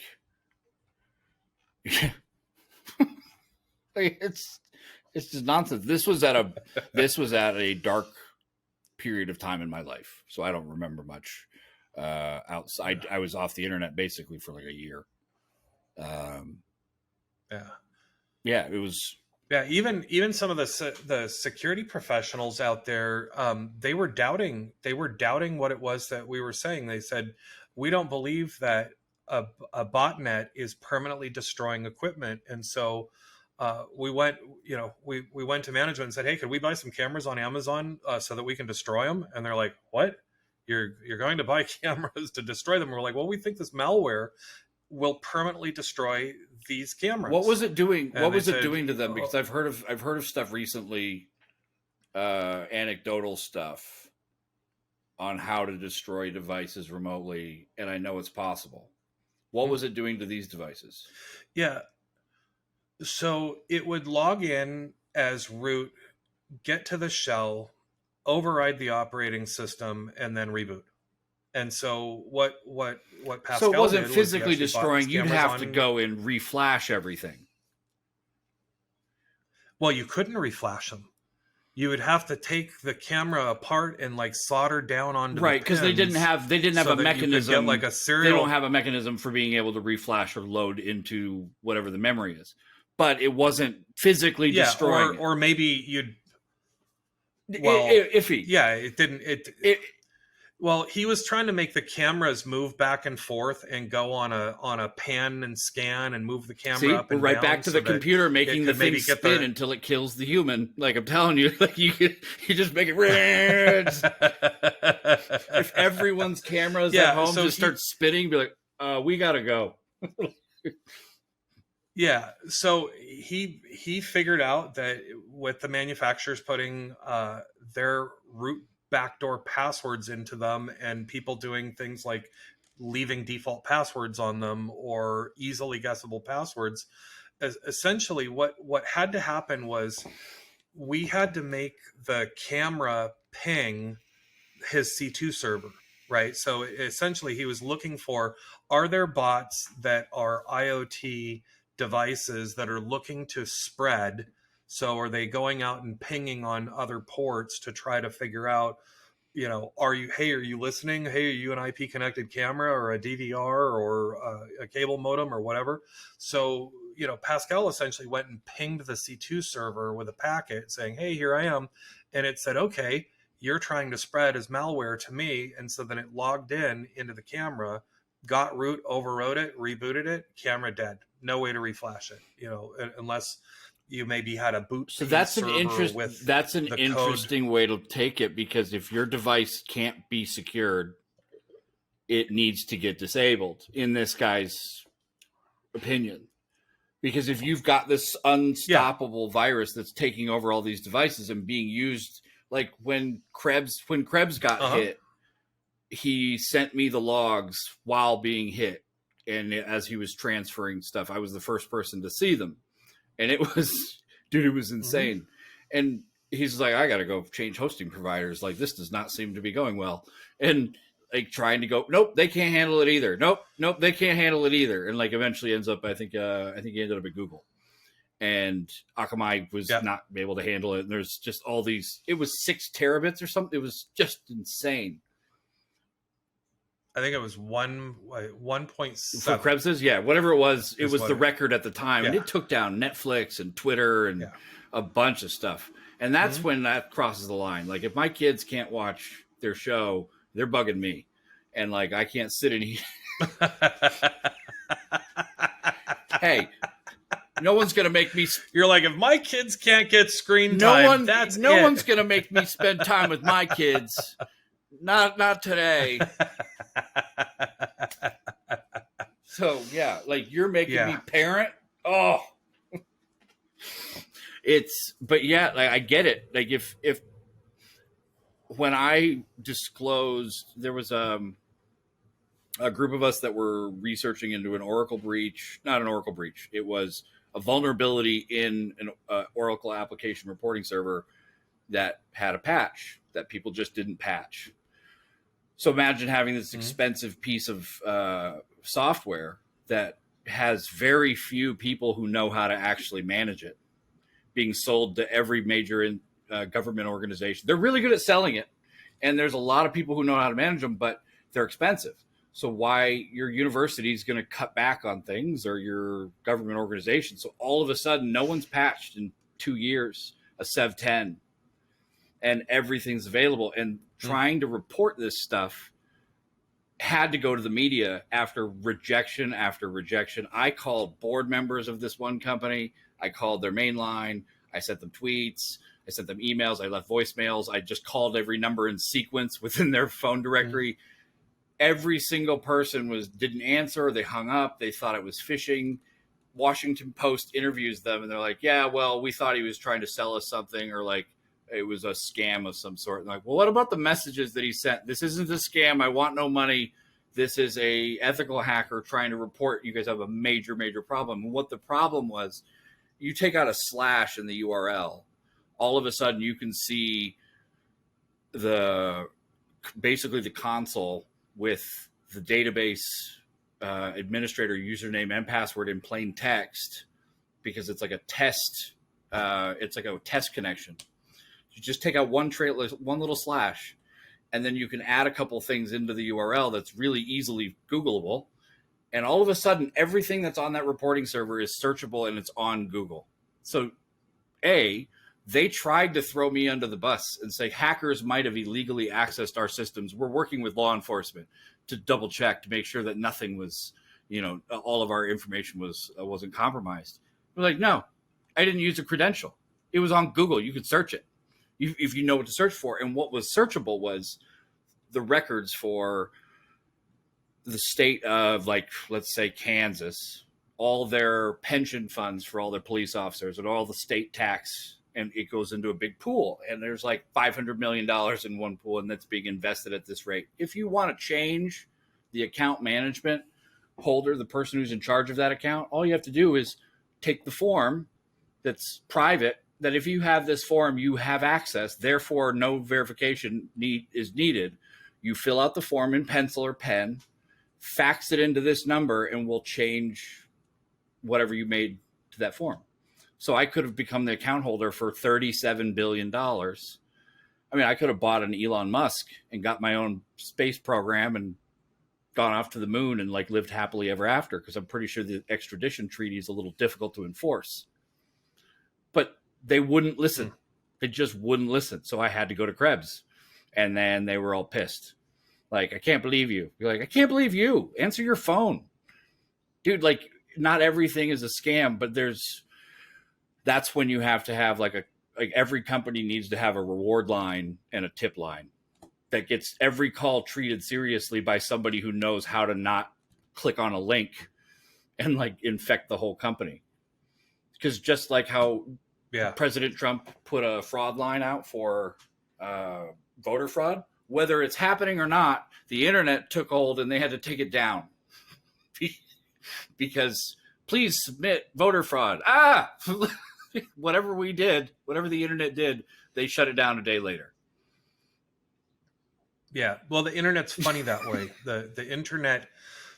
Bodie McBoatface is my favorite thing ever. Bodie McBoatface. The internet always has a way of challenging what you think is going to happen, and the numerous personalities. There was I don't know if you remember the old RFC where they said an infinite number of monkeys on an infinite number of keyboards would eventually write the works of Shakespeare. Well, we got the Kardashians, so there's something.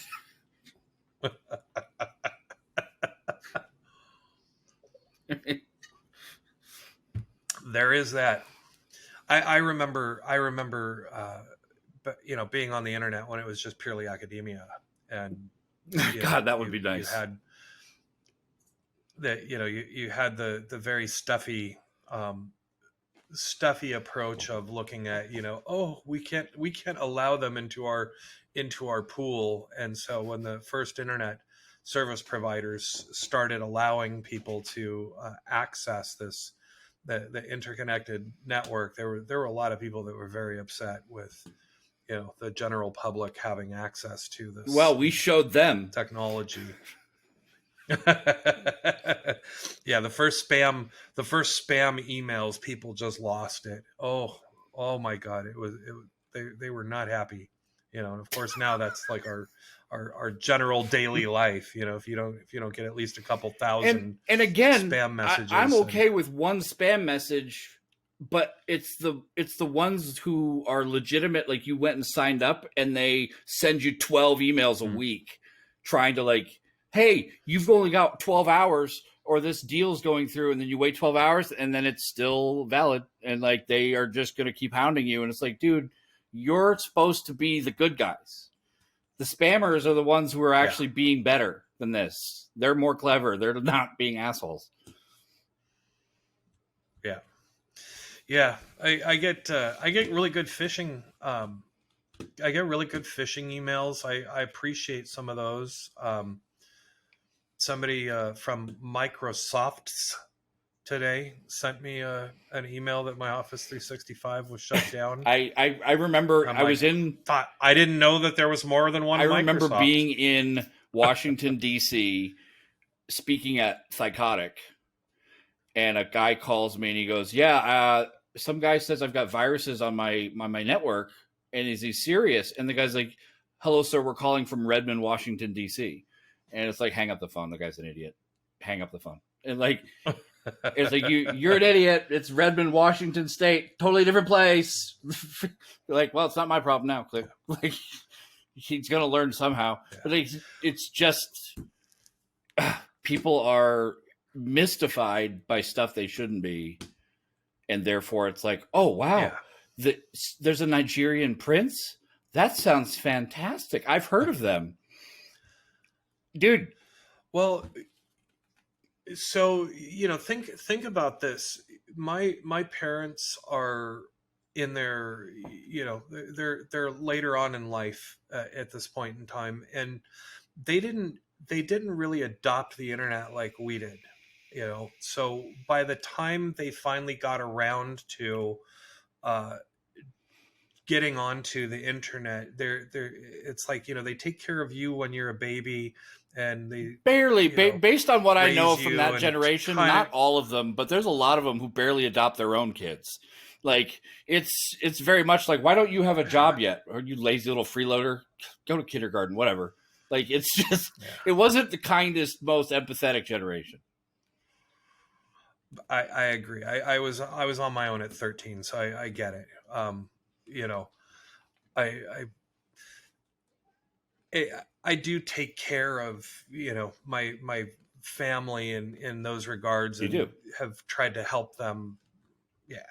Try to help them make sure they don't get scammed, and, teach them the essentials of cybersecurity, since they got on the internet later on in life. And it comes from a good place, wanting to help people or whatever. Like, hey, your son is arrested here in Mexico. You have to send us $5,000 or we're going to kill him. And really, he's home playing Xbox. But because there's that urgency, there's all sorts of different scams related to the urgency and don't have time to check because they've made you panic. None of it's, the IRS doesn't call you at home. They don't, you know what I mean? Like, Hey, have you been getting FedExes lately? Like FedExes with cashier's checks in the mail? I have. I got one earlier this year for $185,000. Part of a speaking engagement in Hong Kong by a billionaire with a website set up on human trafficking.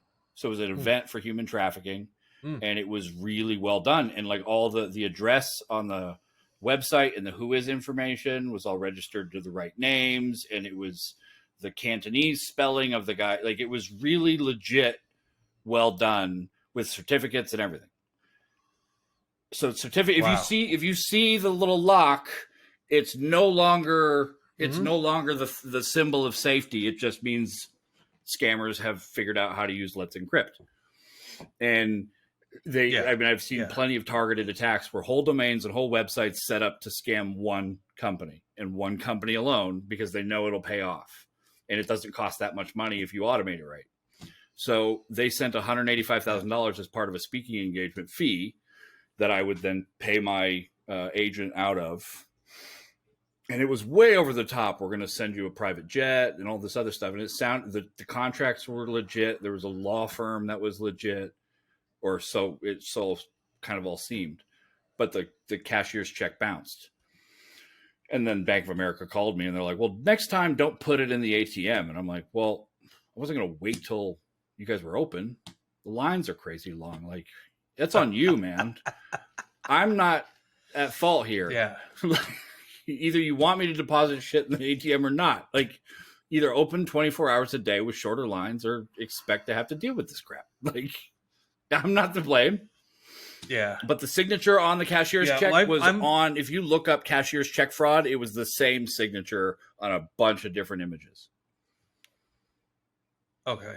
Yeah, I've been getting the cashier's checks, not for $180,000. I don't think that I'm as famous as you, but it's not for speaking engagements. Kardashians. Scam is like, it's not a point of notoriety always. Yeah. I'm like, I didn't march into the Secret Service's and then tell them, hey, I wiretapped you guys. Right? Let me wire. I feel like, I didn't. I'm not that bold. The word is dumb. You're not that dumb. Because like immediately walking in, they're like, you're not being detained. I'm like, can I leave? I want to leave. This was a mistake. Everything was a mistake. All of this is a mistake. I wish I could take it back. It worked out totally, really, really well, but it could have gone so poorly. Yeah. Yeah. Well, and that's one of the reasons why, like, a number of the 0 days that we've found and have had visibility into over the years, when the manufacturers say, we're not going to fix it, people need to buy new equipment, they need to upgrade to whatever at X expense, it's like, yeah, this just isn't going to get fixed. And I can't talk about so many of these 0 days that we've seen over the years. And, your approach of like, hey, I'm going to go bang on the manufacturer because I think that they should do the right thing. It's admirable, but we've not had as much success with the admirable, approach of saying, hey, we're gonna do ethical disclosure and tell this company, and when their response is, well, people just need to go and buy all new equipment. I'm like, think about it, 10 million IoT devices this guy destroyed. How much money was that he destroyed I mean, for various companies? Right. I mean, if it's some of those things, they're probably $5 or $10 to produce because they're so cheap. They're not really that expensive. Some of them might have been more. And he did destroy a lot of stuff, and there's definitely consequences for that. But I don't. I mean, an IP camera. I can't put him in the fully wrong. Everything he did was stupid or bad or illegal, and he's an evil person. It doesn't help that he used Manifesto.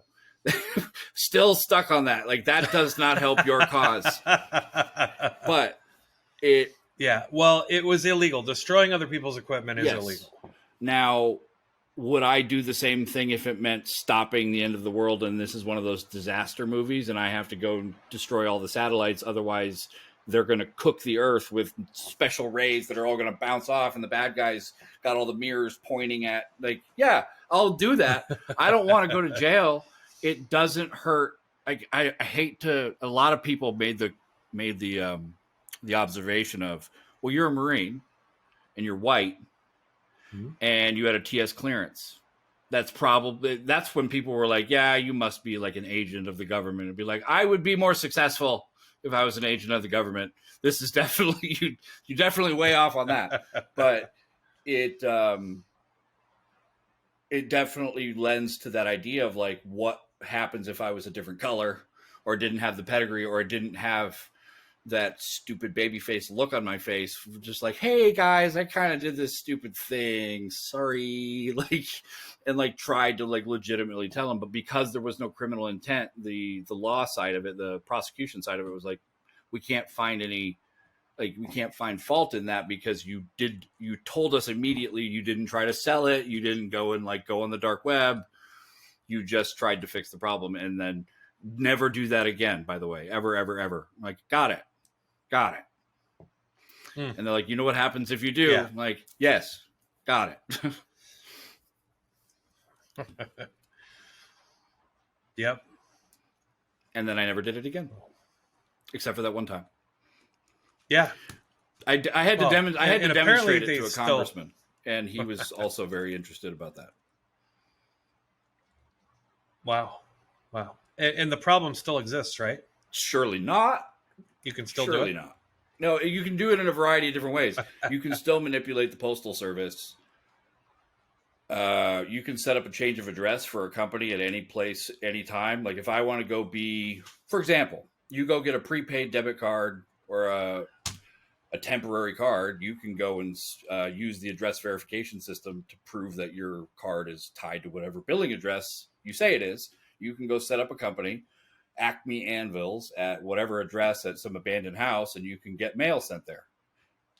This does not apply to voter fraud. Postal ballots are not forwarding, but most other mail, the Google Business Verification mail is. It will forward. It'll forward anywhere you want. So I can go and set up a mail forward at One World Trade Center in New York.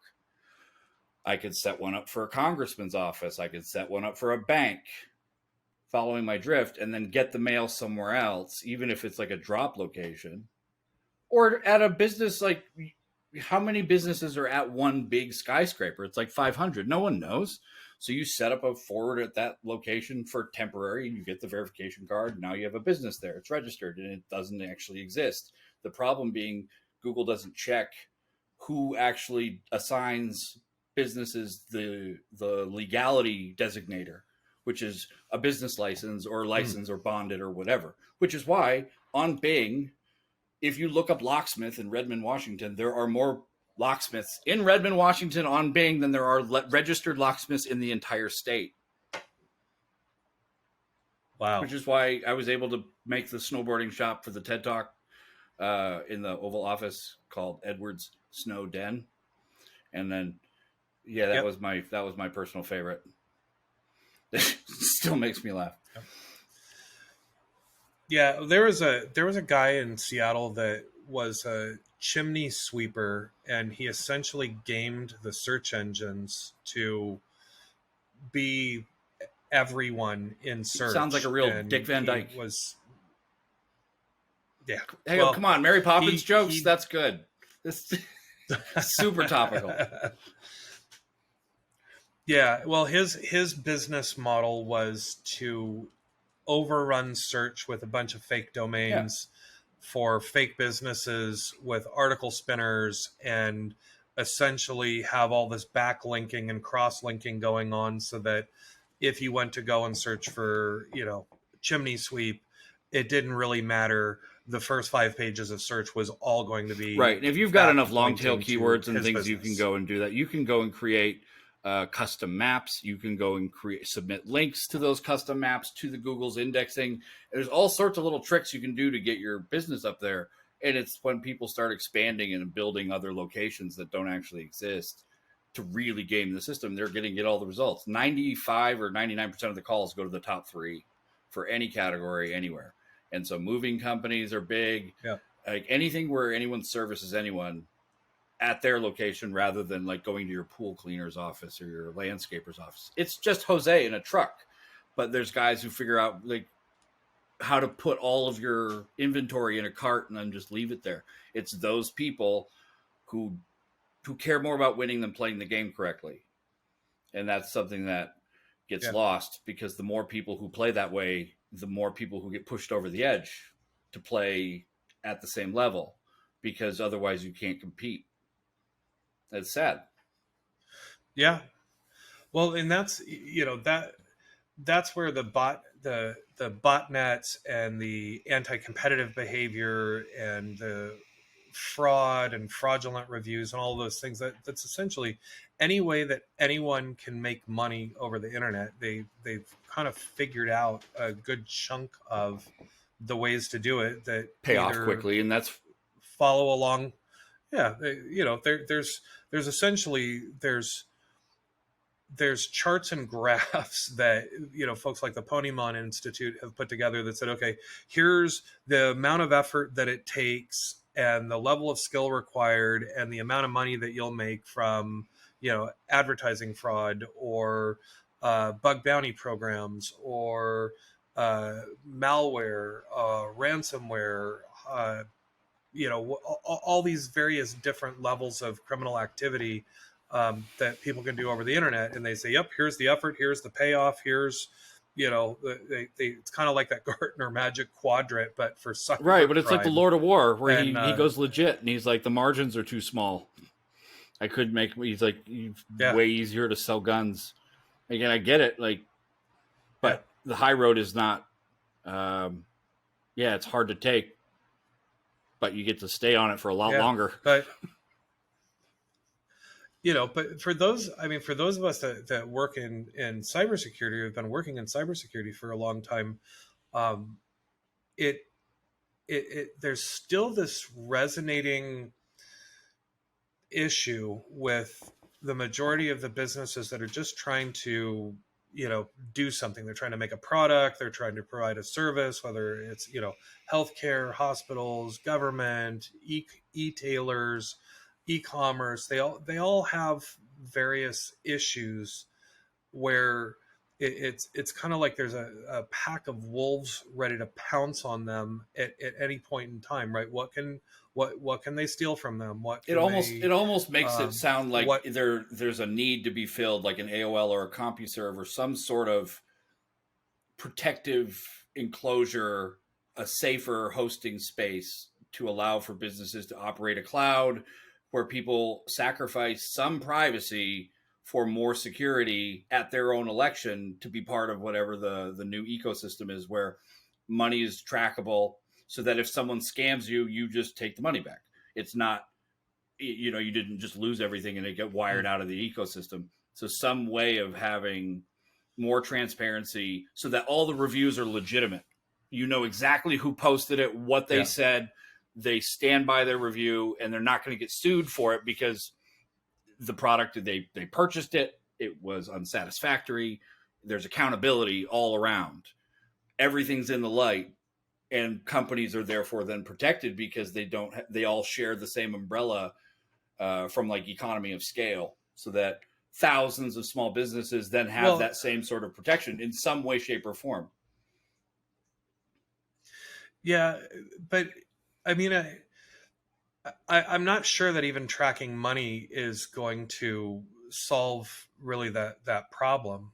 With ransomware, you're still not going to be able to put the lid back on the box. But what if all of it was packaged like accounting services, all of like everything, all the boxes that you have at your actual brick and mortar store are just terminals, like thin clients connecting back to secure ecosystem that's much. So you're not. So if you click on the link like you shouldn't have because you're dumb and you clicked on the link, nothing happens because everyone's has the same sophisticated web application firewall or whatever the security thing is being applied for everybody as all across the board. That way, you're not having to start from scratch every time you have an Office 365 implementation. You've got to go and build everything and all the policies. It's already built. Like that kind of thing, that concept of how hard would that be? And it sounds like it would be difficult, but cybersecurity as a service. So, yeah, I worked for one of the Kiras, the cleared facility here in the United States that does the incident investigation for Visa. There were instances where it's like some guy had a bad card reader and he wound up having to call Akira and say, okay, you've got 7 days to get this incident response back to Visa. And it might cost you $10,000 just to have the Kira do their investigation. He's like, I'm selling hot dogs out of a hot dog cart. He's like, I'm out of business. And there were small bakeries and things like that where they'd had incidents and they're like, yeah, the cost of mitigation, we just can't take credit cards anymore. We're done. That's it. We're going to be transactionally blocked by Visa. And some people said, I'm out of business. Can't take credit cards. I'm out of business. And those were some of the sad moments where, doing that kind of work, you're like, wow, this is really kind of sad because these small mom and pop shops they had something happen, and because of it, they no longer are able to process credit cards or do. So that lends to the same idea. If your card, if the card that you're holding is at a level that's much more verifiable tied to you, so it's using behavior analytics or whatever the different mechanism is, this card is more trusted and you swipe it. And if it's a fraudulent transaction, the person who's holding that card had to either put up a bond or some sort of verification to where the merchant is more comfortable reversing a charge because they know exactly who they can go after. That card can be disabled remotely, or it can be tracked, or some people buying into the ecosystem where you're not giving up all your life privacy, but you're buying into an ecosystem that's safer for everyone from an accountability standpoint. Well, the last time one of my credit cards got stolen, it's one of the titanium cards that actually has titanium in it and their sticker over the top. It was delaminating. I called the bank and they said, so you've got the card? I said, yeah, I've got the card. So they sent me a new card with the same credit card number on it, different expiration date. I activated it on their system and they said, send the old one back. So I put in an envelope and I sent it back. I was speaking at the Bengaluru Palace for an all-government cybersecurity conference in India, and then I had to go down to Australia and New Zealand for a couple other things. I was working down in Auckland and Sydney and Melbourne, and so did my thing with the Center of Excellence in the Karnataka government at the Bengaluru Palace, went down to Australia or to New Zealand, and then found a text message coming in saying, hey, did you spend $350 at the Tinderbox, in Seattle, 1 for yes, no for 2 for no? And I'm like, this is probably just some scam, right? It's probably phishing. with somebody trying to get me on the phone to give up my information about the credit card. So I'm like, I'm not buying into this. Open up my banking application, and I see that credit card, that I've got all these charges on my credit card, about $4,000 worth of charges. They didn't deactivate that card. They didn't deactivate the card. You can have, when I activated the new one, they didn't deactivate. You can have the same credit card number with a different security code and expiration date, and it's a different card. Yeah, it was the same credit card number. But that doesn't matter. Two different expiration dates. Didn't matter. So somebody stole the outbound mail and got it before the mailman got it the next day, and ripped it off and went on a shopping spree up the block. And I was on the phone with the people at the bank, and I said, well, does it have CNP codes or is it CP codes? And they said, it's all CP. And I'm all, how can they have card present as opposed to card not present, right? Did they steal my credit card number, or did they actually? And she says, no, it's CP. And I said, there's no way. I've been in India, and I've been in New Zealand, and I've been in Australia. And they said, well, we've got card present codes. And I said, so how can this be? I said, so what was the expiration date? She says, well, all these charges were the old expiration date. I said, okay, so you see all these charges with the new expiration date for the hotels in India and the hotels in New Zealand and Australia and the restaurants and, tickets and all that stuff. She said, yeah, I see you traveling around the world and doing your thing. And I said, okay, well, I guess we can correlate, the day that I got my card, the day I activated it, and all the purchases after that with the old expiration date are clearly when they stole the card and they went on a shopping spree. Yep, we've got all that. Pulled it off. I thought that was the end of it. 2 months later, I look at my credit card balance, and it's about $3,500 higher than I was expecting. And I go, wait a minute, what's going on? Well, they rebuilt all of it. And they said that we believe that you got benefit of all of these purchases. And I'm like, you got to be kidding me.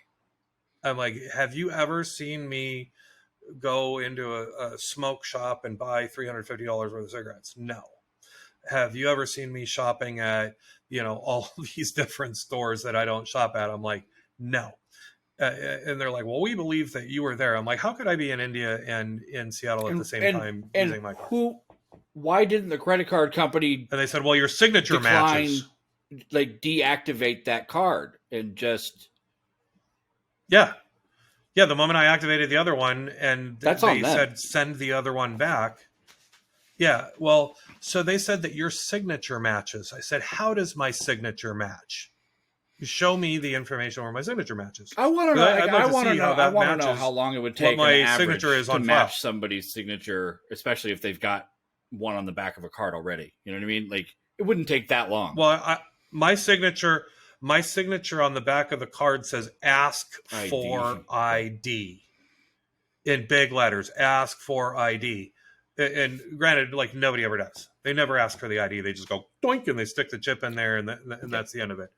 I've maybe had one or two people over my lifetime look at the signature and then go, oh, it says ask for ID. Can I see your ID? It's only happened to me once, and it was in Sydney, and I was at a supermarket chain right down the street from the Hilton in downtown Sydney, and the lady who was working there was checking signatures to the card, and I had wrote an obscene word instead of my signature. I was so embarrassed, and she just declined it, and I had to go back around. Yeah, that's what so I get.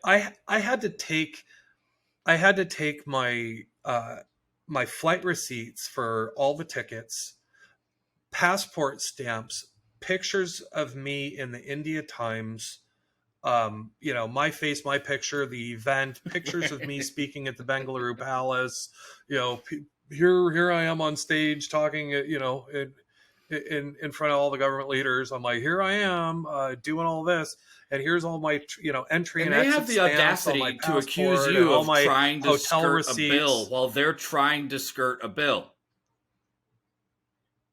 Yeah.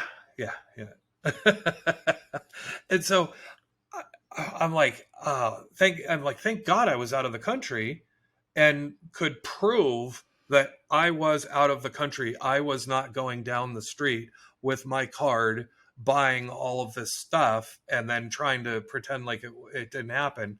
But that was my experience dealing with the fraud department at, one of the largest financial institutions here in the United States. That's what their fraud department decided.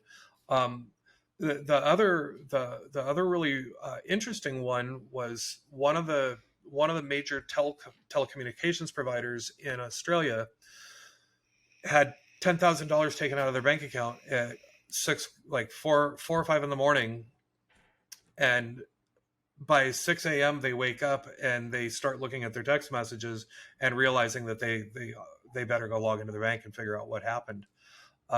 Somebody ported his wife's mobile phone in the middle of the night to a burner phone and had done all the two-factor authentication fraud to reset her password for the bank, and was able to steal her two-factor authentication keys because they broke into her email, and then wound up porting her phone number over, and then stealing the two-factor verification codes, got into the bank, got $10,000 transferred out of the bank between 2 in the morning and 6 in the morning. It all went down, and woke up in the morning $10,000 lighter in their bank account. And the banks didn't believe him.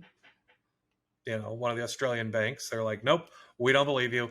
Prove that this didn't happen. And if it wasn't for the fact that he was a C-level executive at one of the telecommunications providers and knew the C-level executives at the other telecommunications provider that ported the phone, he would have never gotten the port request records with all of the metadata needed to prove that it didn't happen and come from his house, and that this event had happened, and the failure of their two-factor authentication.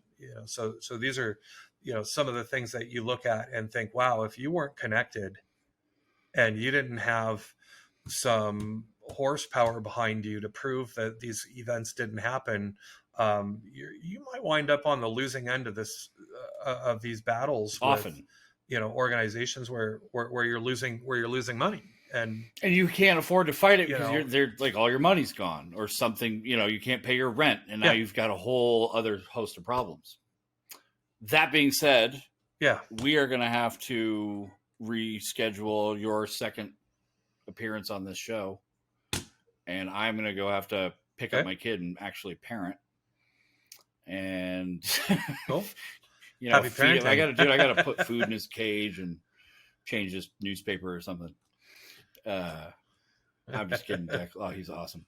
That being said, thank you for coming on, and it's always a blast. Yeah, well, thanks for having me, and I'll look forward to visiting again sometime soon. Definitely.